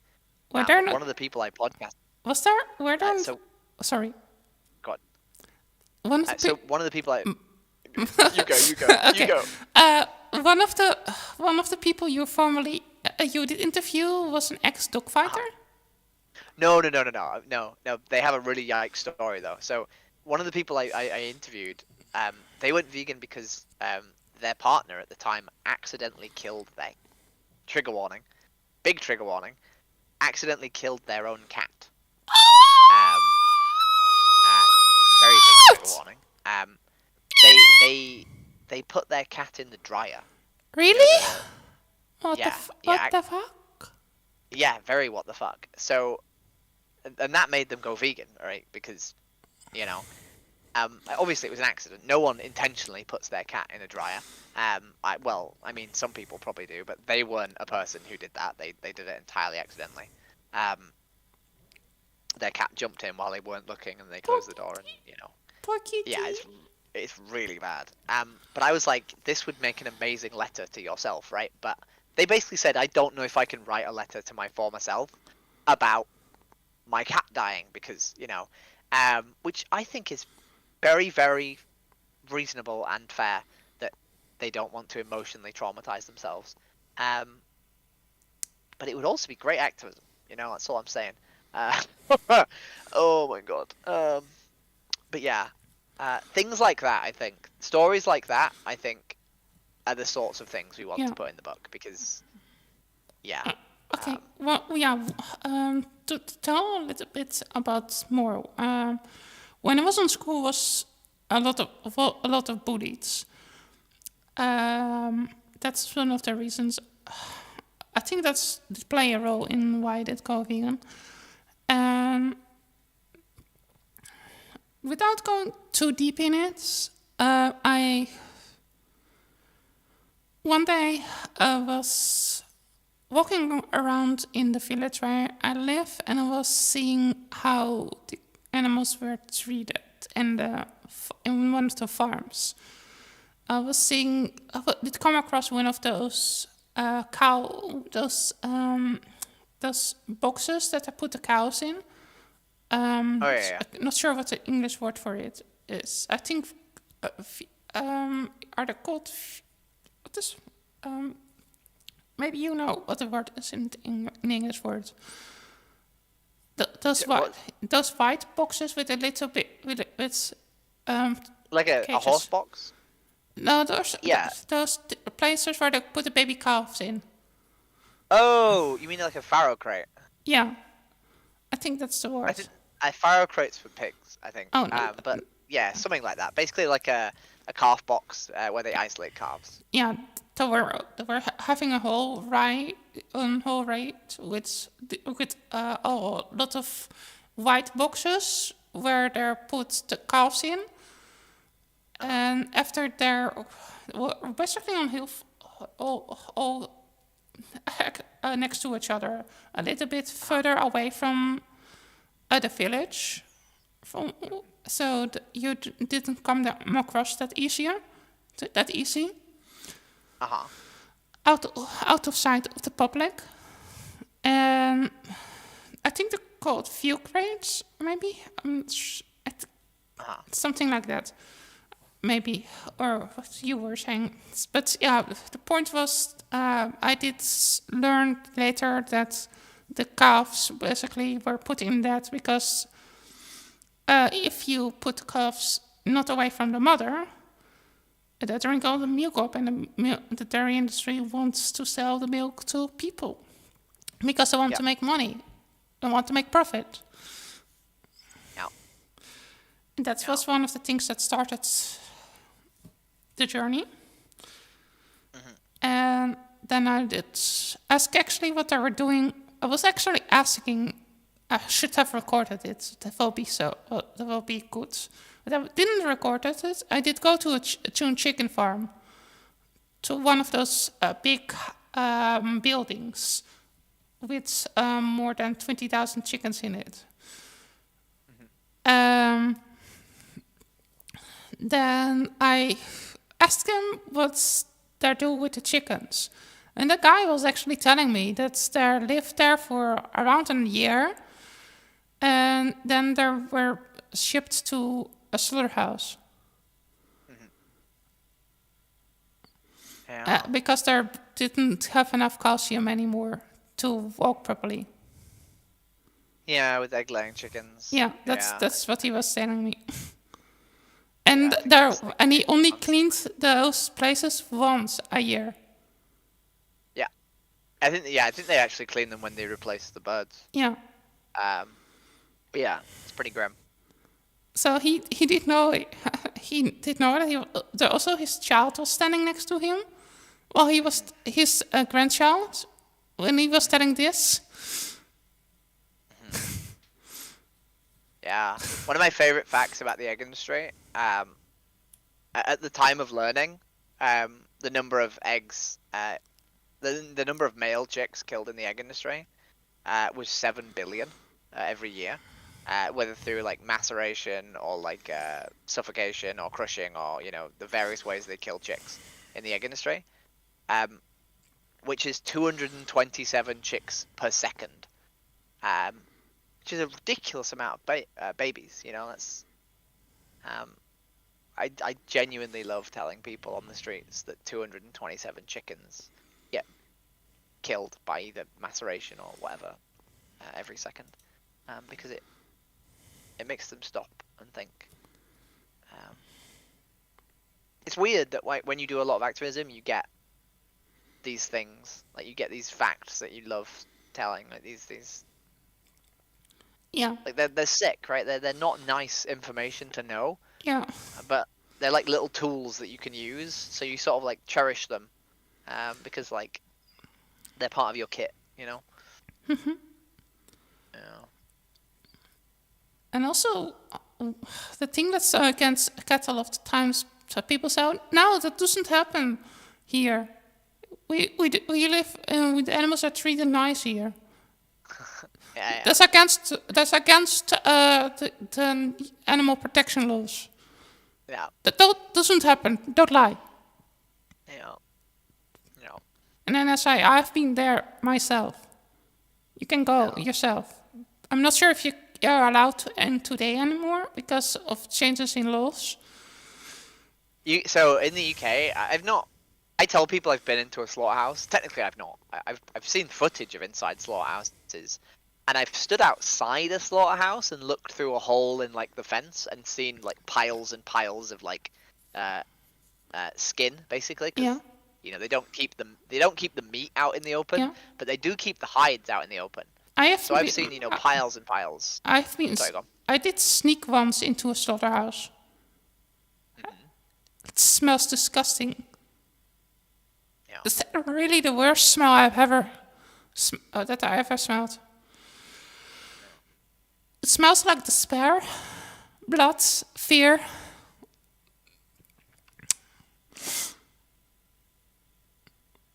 I can't imagine the smell. Can't imagine the smell at all. It's the worst smell I've ever smelled. It is a combination of that, of decay, dried up blood, fear hormones, and also intestines, because sometimes the animals are also have still poop and pee in them. So you smell that also, combination of that. Is there certain places, certain part of the slaughterhouse? I sneaked in there before it did go open. I used to have a friend, and he worked as an undercover. I'm not sure if I should have said that on the stream because technically I did commit the crime. But it was that's true actually. Yeah. That was around.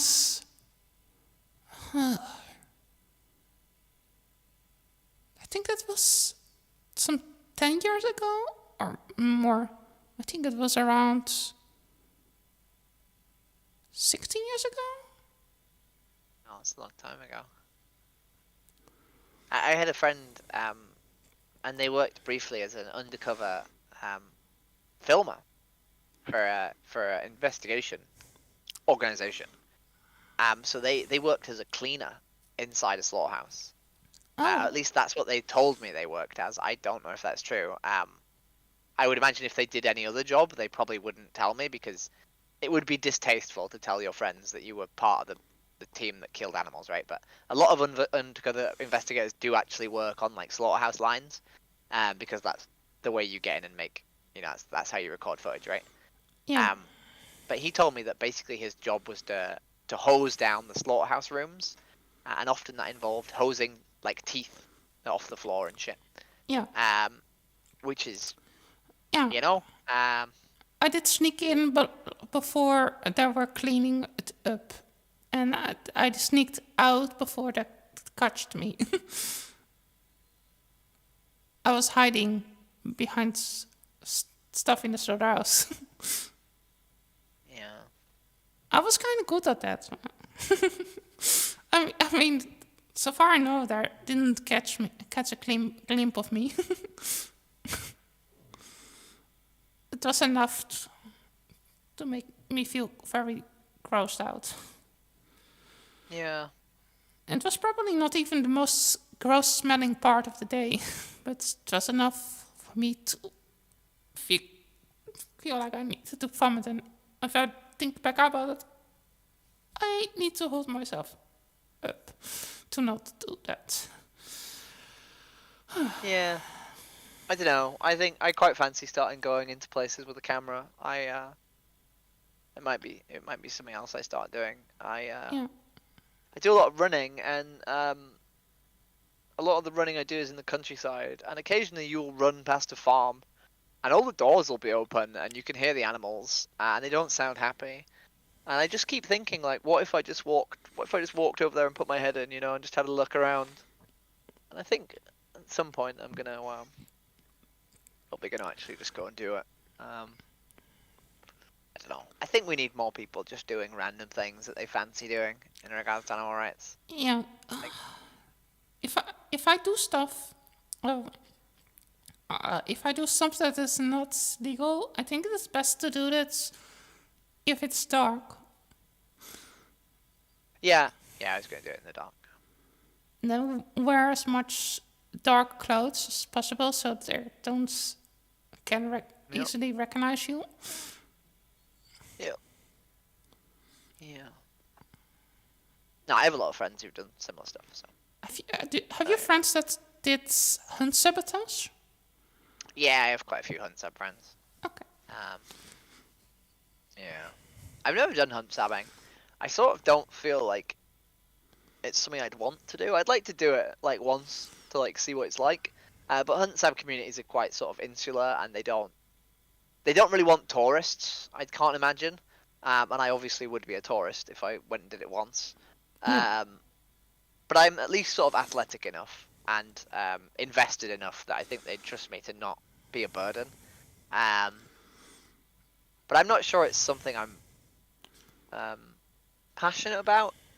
I think there's this thing in activism where like you should always do the thing that you're passionate about, and you should never try and make other people do stuff they're not passionate about.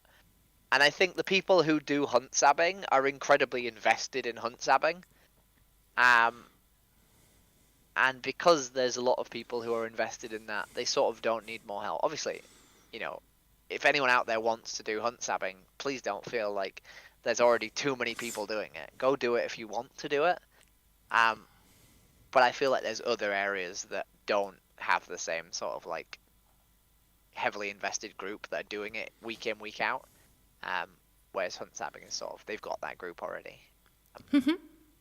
And I'm not super invested in it. Like I'd rather talk to people than like shout at a farmer, um, or like a hunt cunt, whatever their name is. I don't know, an arsehole on a horse. Yeah, Overall, your shit. yeah, yeah, right. Overall, your pain in the ass.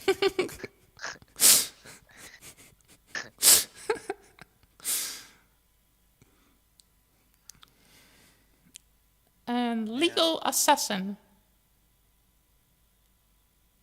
yeah. I mean, it's not even assassin, right? Like it's bloodsport, right? It's Yeah. it's I you know, mean, if you don't call bullfighting isn't an assassination, right? It's yeah, it's torture, right? It's torture to yeah, the point of death. yeah. But what I mean is that some people that are wildlife, some people that are wildlife, what is it called? Wildlife reserve people are Uh-huh. hunters, and Uh-huh. they're used the excuse that if they don't kill, their animals are overpopulating. Yeah, yeah, Those yeah. type We of don't people, really. those Yeah, type of people, I say they're like uniformed. They're a bit like assassins. yeah, yeah. I mean, we're quite fortunate, I think, in the UK in that we don't really. I think fox. I don't think even in fox hunting they don't really use it as a pest control like argument. I don't think anymore. Um, we have badger culls, but we have badger culls for like other reasons that are equally invalid. Like they're not valid reasons, but it's not because of like population control. It's because, well, it is sort of, but like not because of like overpopulation. It's because Okay. the cow farmers basically accuse badgers of spreading bovine TB, which is a lie. It's a lie that that's the case. But people like killing badgers, so they use that excuse as an opportunity to kill badgers, basically. But yeah, we don't really have the sort of insane hunter arguments that if you ever do activism in America, like or on the internet with Americans, Yeah. debating a hunter about their right to hunt, like because of population control, is so entirely pointless when they literally buy dead cows that have come from a factory farm, right? Yeah. Like, there's no point even debating someone about their right to hunt when, like, the more concerning thing is that they're buying cows from a factory farm, right? Unless they like only hunt, right? If all they do is hunt, then Oh, get them to stop hunting. yeah. You mean like But people like what is that weirdo asshole from talk show host from America? oh, like Joe Rogan, Yeah. Yeah. yeah, He uses that argument a lot.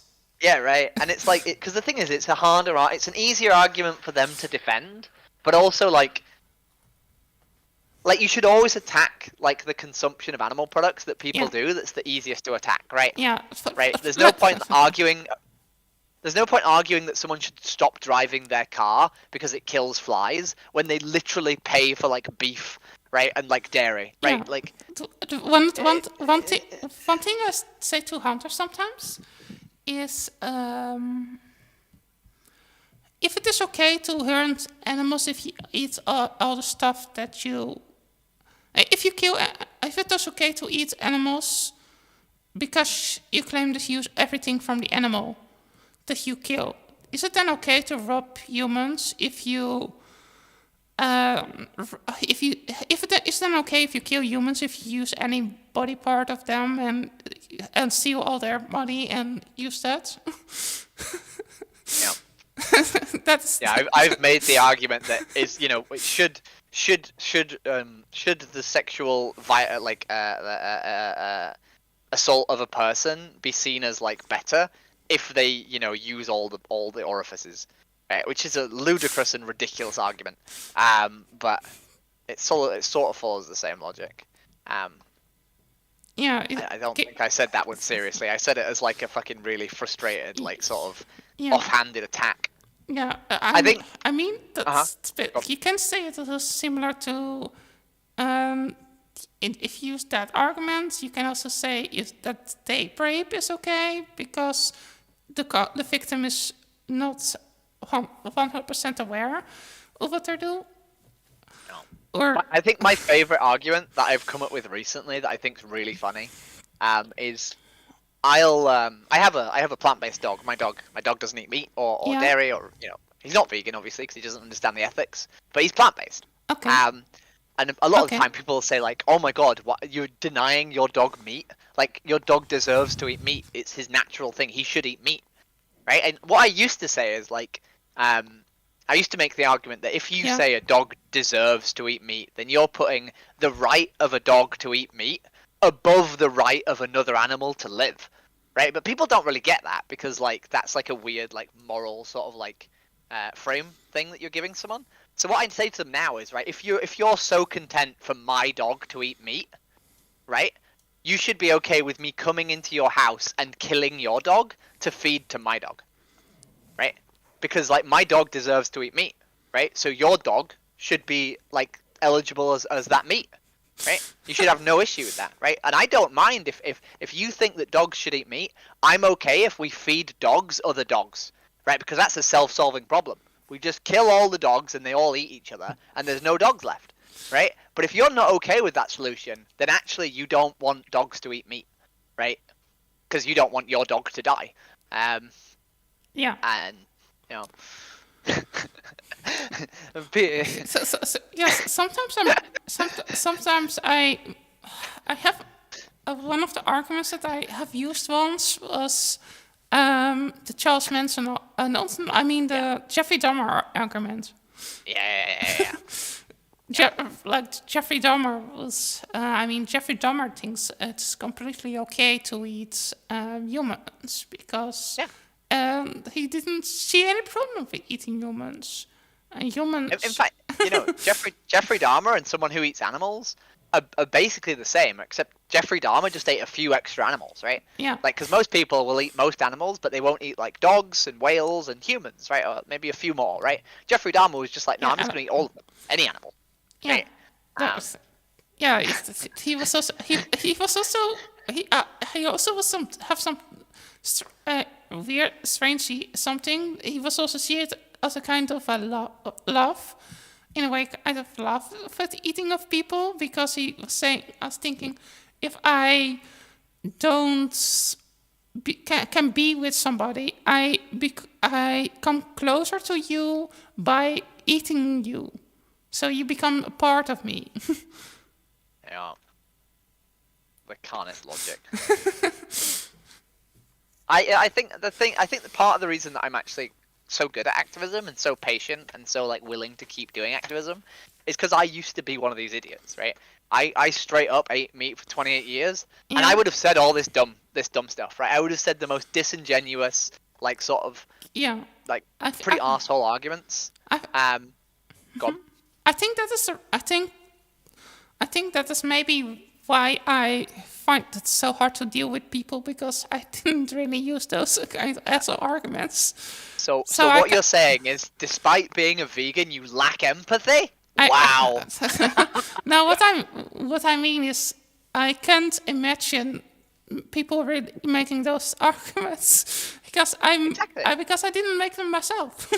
Yeah, well, you need to have empathy for psychopaths. That's what I'm hearing, right? You need to empathize with the poor, deluded people, right, who genuinely believe that animals don't deserve any rights and that we should just be able to kill them with hammers and eat them, right? Like, because I have empathy with those idiots, right? Because I used to be one of them, right? Yeah. I can't kneel. Therefore, I think it is good. There are people like you that are those kind of people, because you can reach those kind of people. I can't reach them. I think you can. It's just, I think when you don't have a lived. I want to yell at them. I want to destroy them with arguments. I want to make them. I want to make them yell at me. But then I feel not happy because I don't like if people yell at me. So if a paradox then. Like 90% of vegan activism is just making the other person like you. If you can make the other person like you, they're more likely to listen to you, right? Like if you can make the other person laugh, it's just as good as making them cry, you know. And like like obviously crying is good because crying usually means that they're actually like caring, right? But like if you can't make them cry, if they don't care, like if they genuinely don't care about the situation, then you have to sort of resort to making them laugh, right? You have to resort to like like creating some sort of emotional bond between the two of you, and Yeah, then sort of like trying to give them the gift of comprehension, right? yeah. I think I'm not sure if it is my autism and the fact that I have never been that kind of person. Why I have problems empathizing with those type of people, the Yeah. people that don't care. Yeah. Well, I tell people when they're sort of like if they've not done much activism, I always tell them that like 90% of their conversations will just be shit, right? Like it's only 10% of your conversations are gonna be particularly good, right? The majority of them are just gonna be people who don't give a fuck. And when you work on sort of those numbers, it becomes way easier to just have hope, right? Because you're not looking for every conversation to go really well. You're just looking for the 10th conversation, right? You're like, right, well, I'm gonna go today and I'm gonna have 10 conversations, right? And as long as you have 10 conversations, one of them will probably be good. Yeah, Um, I understand what you mean there. I think also one of the things that I experienced when you were a bit going back on what we were talking earlier. Um, when I did do activism in vegan worlds in the past, people constantly attacked me yeah. because of my accent and the Oh. way I speak. They were saying I sounded like Mickey Mouse. They Yeah. were saying I sound like I did eat some helium, drink some helium or so. They were making constantly jokes about the way I speak. They were asking if I was autistic. Were asking if that was the reason I talk like that. If they were asking me if I was having an accident with and therefore I talk like that. And they used that to talk around talking about animal rights with me. Yeah. Yep. If you write that you're a trans woman in your bio, they'll constantly misgender you. They'll do all these things, and I think it's really important to just not be phased and to just press on as best you can, or ditch and go to a different conversation. I don't know if you saw. I put like a Yeah. highlight video up yesterday.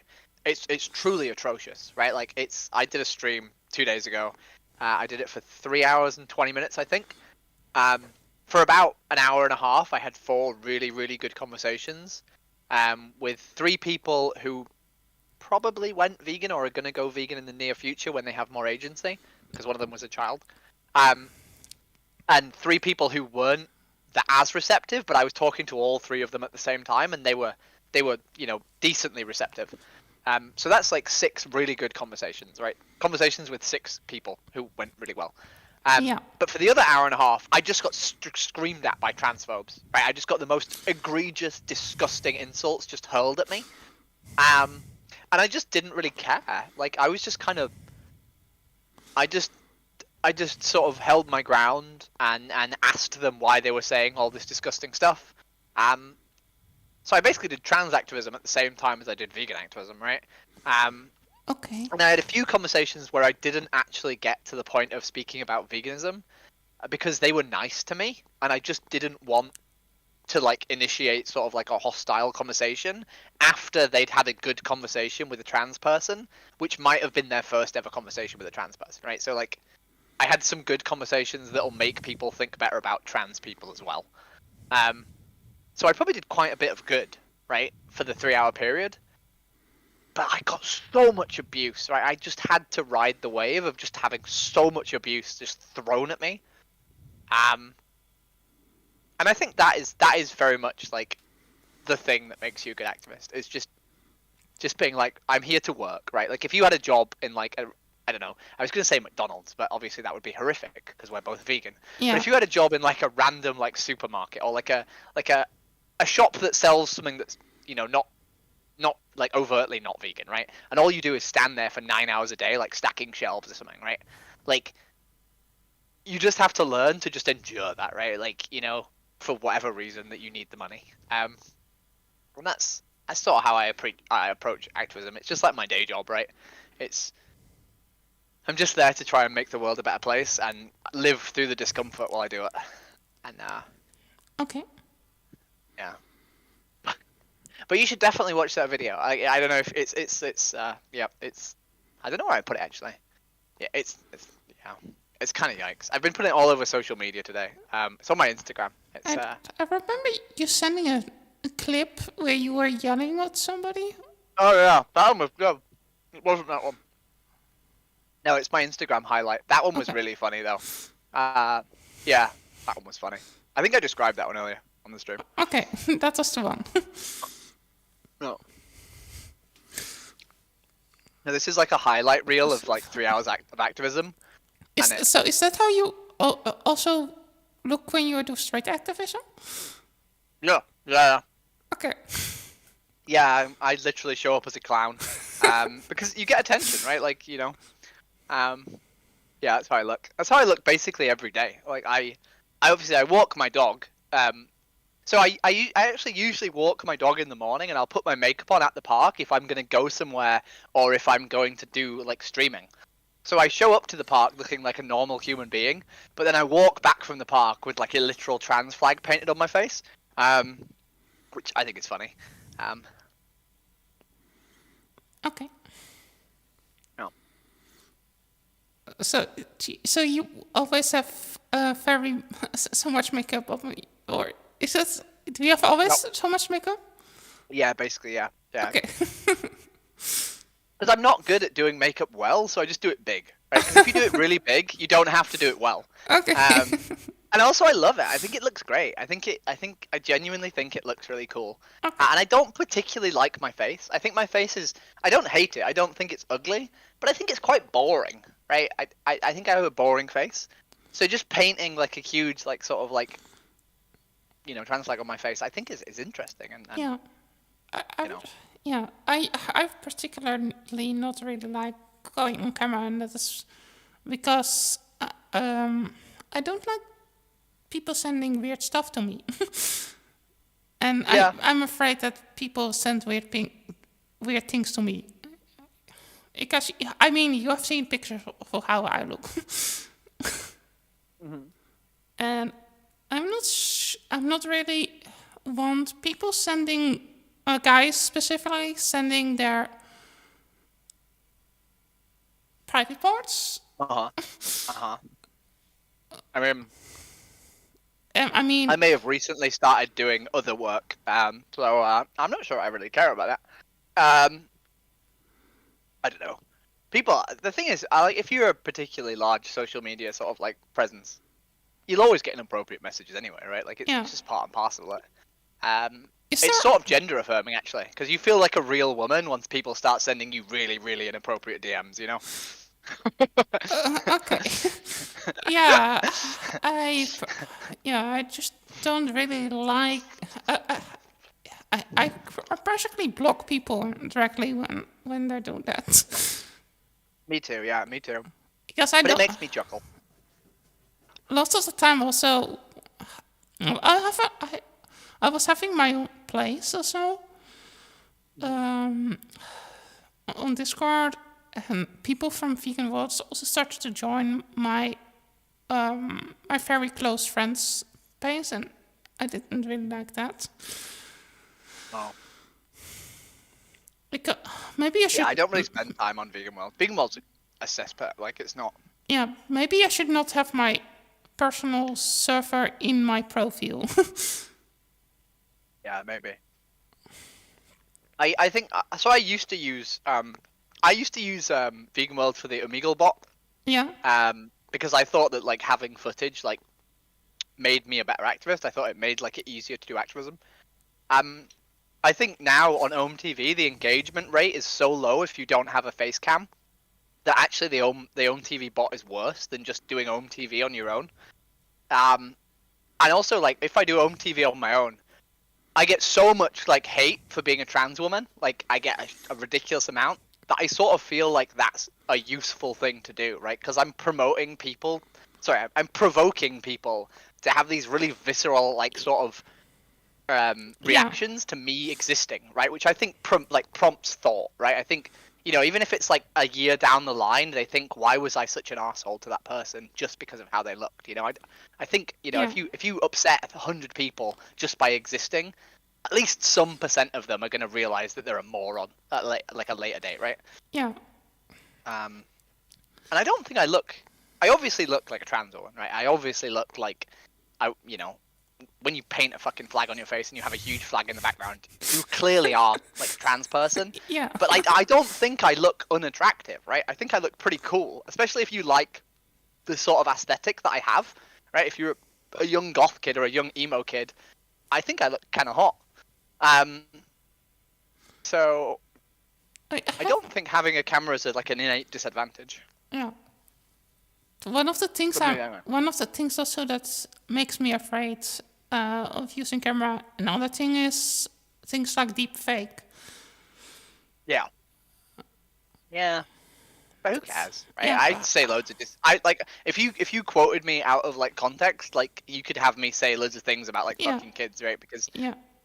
I say that in outreach, so to some extent it doesn't really matter because you don't need to deep fake me. You could just video Yeah. edit me to say these awful things. Yeah. I just don't really like. I'm very scared of stuff I have seen about like deep fake No. and how it can change.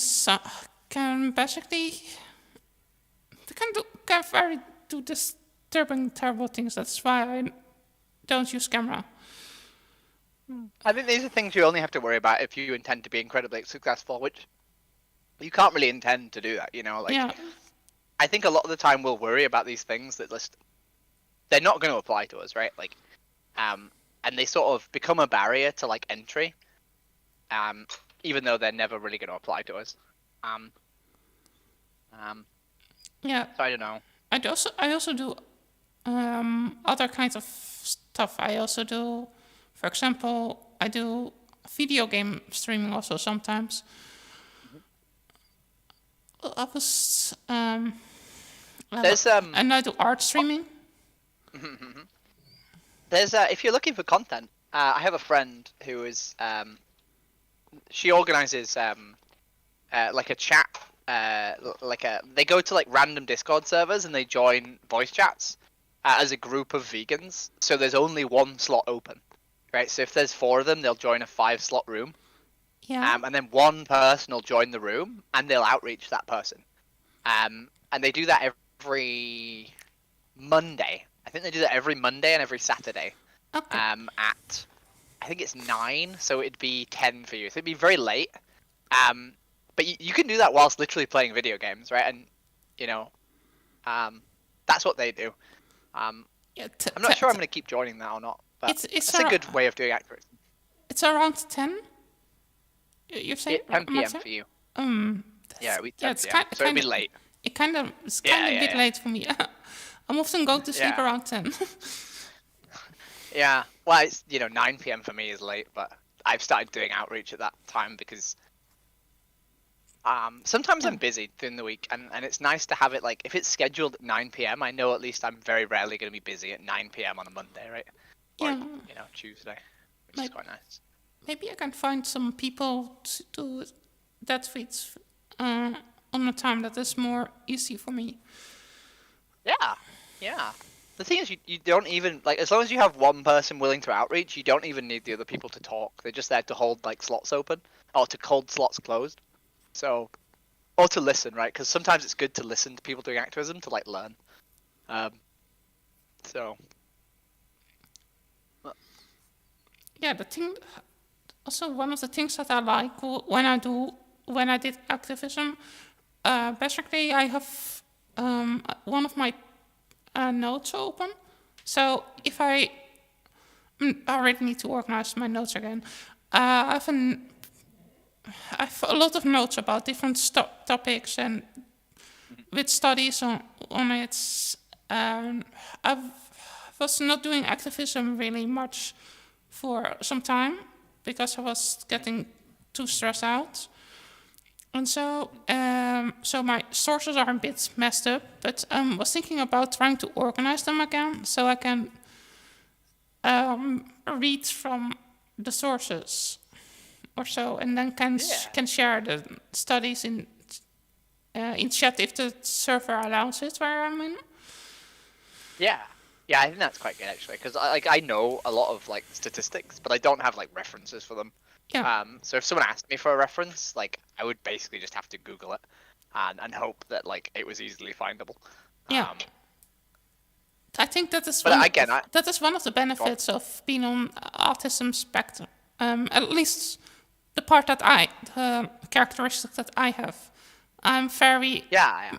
I am very systematic, and that makes me sometimes very stubborn. I have noticed with changing stuff, but it makes me also very analytic in ways. Yeah, you remind me a lot of the person I used to live with, who is a really good friend of mine. And she's a wonderful person. She's an utterly wonderful person. But sometimes you have to do things in her way, because otherwise she struggles to do it in your way. So the only way it can really be done is if you do it in her way.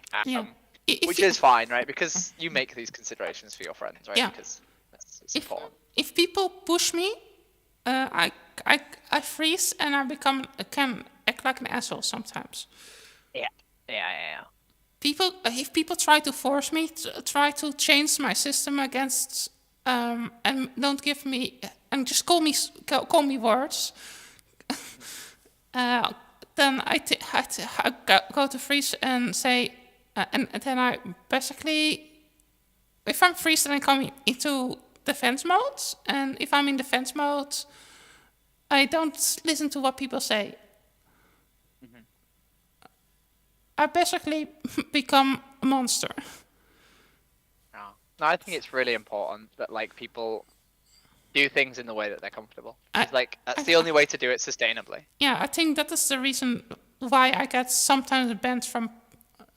I have been banned from a few servers, and that's probably because I get pushed and then freeze and become act irrational, maybe, or rude, or if I feel like I'm not listened to, then I listen not to other people. Yeah. I was telling you about VDL the other day, and I think that's one of the reasons I quite like that server is I have a few people on there who are within my friendship group who have idiosyncrasies, right? Because of like mental health, not all autistic, but various different mental health conditions.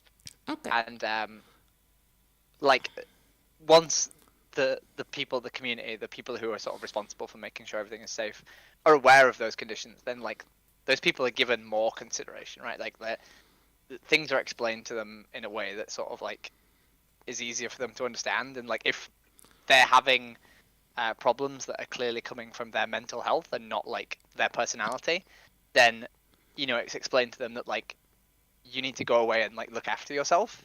We're not going to like ban you, but like it's clear that something is happening in your life that you need to sort of deal with, that you can interact with us. Sorry, go on. I think I was removed from vegan dating lounge for one of my outbursts. Oh, that's not very good. I mean, because they were thinking I was trolling. I think, or I don't know. Sure. Well, I'll have a little word. If you're sure that that's the server, I can have a word. I can't promise anything. I was banned from the vegan gaming server, and then I was banned 2 minutes later from vegan world. Not from vegan world. I mean from the vegan. Yeah. So I think one of the mods is also a mod there. I don't think so, unless it was a very long time ago. It was literally less than 2 minutes ago from each other. So it feels like there were also a mod in the other, and then they banned me because I was saying I was crashing in there because I was getting triggered because something didn't work in my system, what I was saying, and then I got defensive, and then they were thinking I was trolling, No. and then it escalated, and Yeah. Yeah. I don't know context. yeah, But that was some time ago. Also, I think it was a year or so ago. I'm not sure if have a it's. word. Yeah, I'm not sure. If I yeah. But the thing is, there's not swapping subject to maybe one that's a little bit less sort of triggering. Sorry, that's the correct word, but never mind.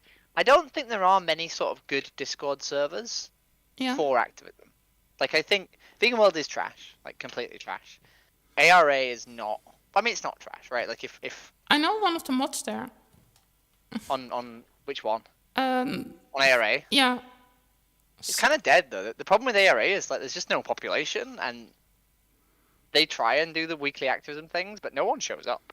Okay. And when they do show up, like only like the way it works, because they do like communal activism, like if people like me show up, then I just dominate the entire conversation and no one else gets to have a turn, right? Because like if I'm there, is it because you're then trans? If I might ask. No, it's because I'm confident enough to do activism on my own, right? Because I'm confident enough to go on home TV on my own. Then if I'm not getting to talk, I might as well be just going and doing it on my own, right? Like I might as well not be there. Okay. Right? And then they still get to do activism, but there's twice as many people doing activism, right? Because they're talking and then also I'm talking, right? And I don't have the capability because I'm like ADHD as fuck. I don't have the capability to just show up and listen to other people's activism. Like, I'd rather be doing it, right? I don't want to sit and listen to other people have conversations, because, like, I could be having a conversation instead. Like, people like me sort of don't feel the need to go, but then also, like, you know, other people don't show up very often, so it's just kind of like, it's not really a sort of a sustainable way of doing activism, unless you get, like, a bunch of people who aren't very confident and sort of want to take it in turns, right? Which is not very common with activists. Usually they don't want to do it at all, or they're super, super confident and they just want to, you know, do it themselves. But yeah, there's not really a good sort of Discord community for activism, as far as I'm aware. Okay. I think I'm. OTV is hilarious. Okay. Sorry, go on. I think I'm going to maybe end the podcast soon. Yeah. I need to activism in like an hour and a bit. So okay. That sounds good.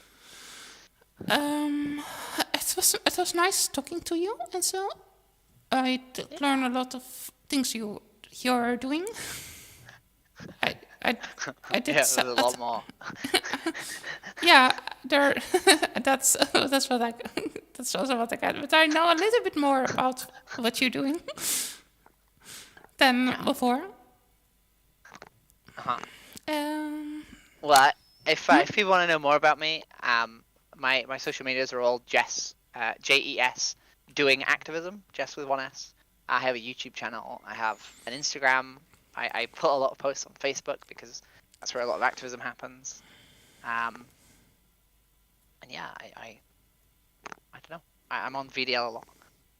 But it was lovely. It was lovely talking to you. It was lovely chatting. It was lovely discussing things I don't usually discuss because I sort of hang around with the same group of people constantly. So it was nice sort of meeting someone new and having a chat. Okay, I end the stream now. Have a nice evening or morning, or depends what your time zone is. Everybody that's maybe watch this, maybe watch it on a replay. Just say, take care, think about your actions, and it's not a crime to be a vandal. The crime is to remain a vandal.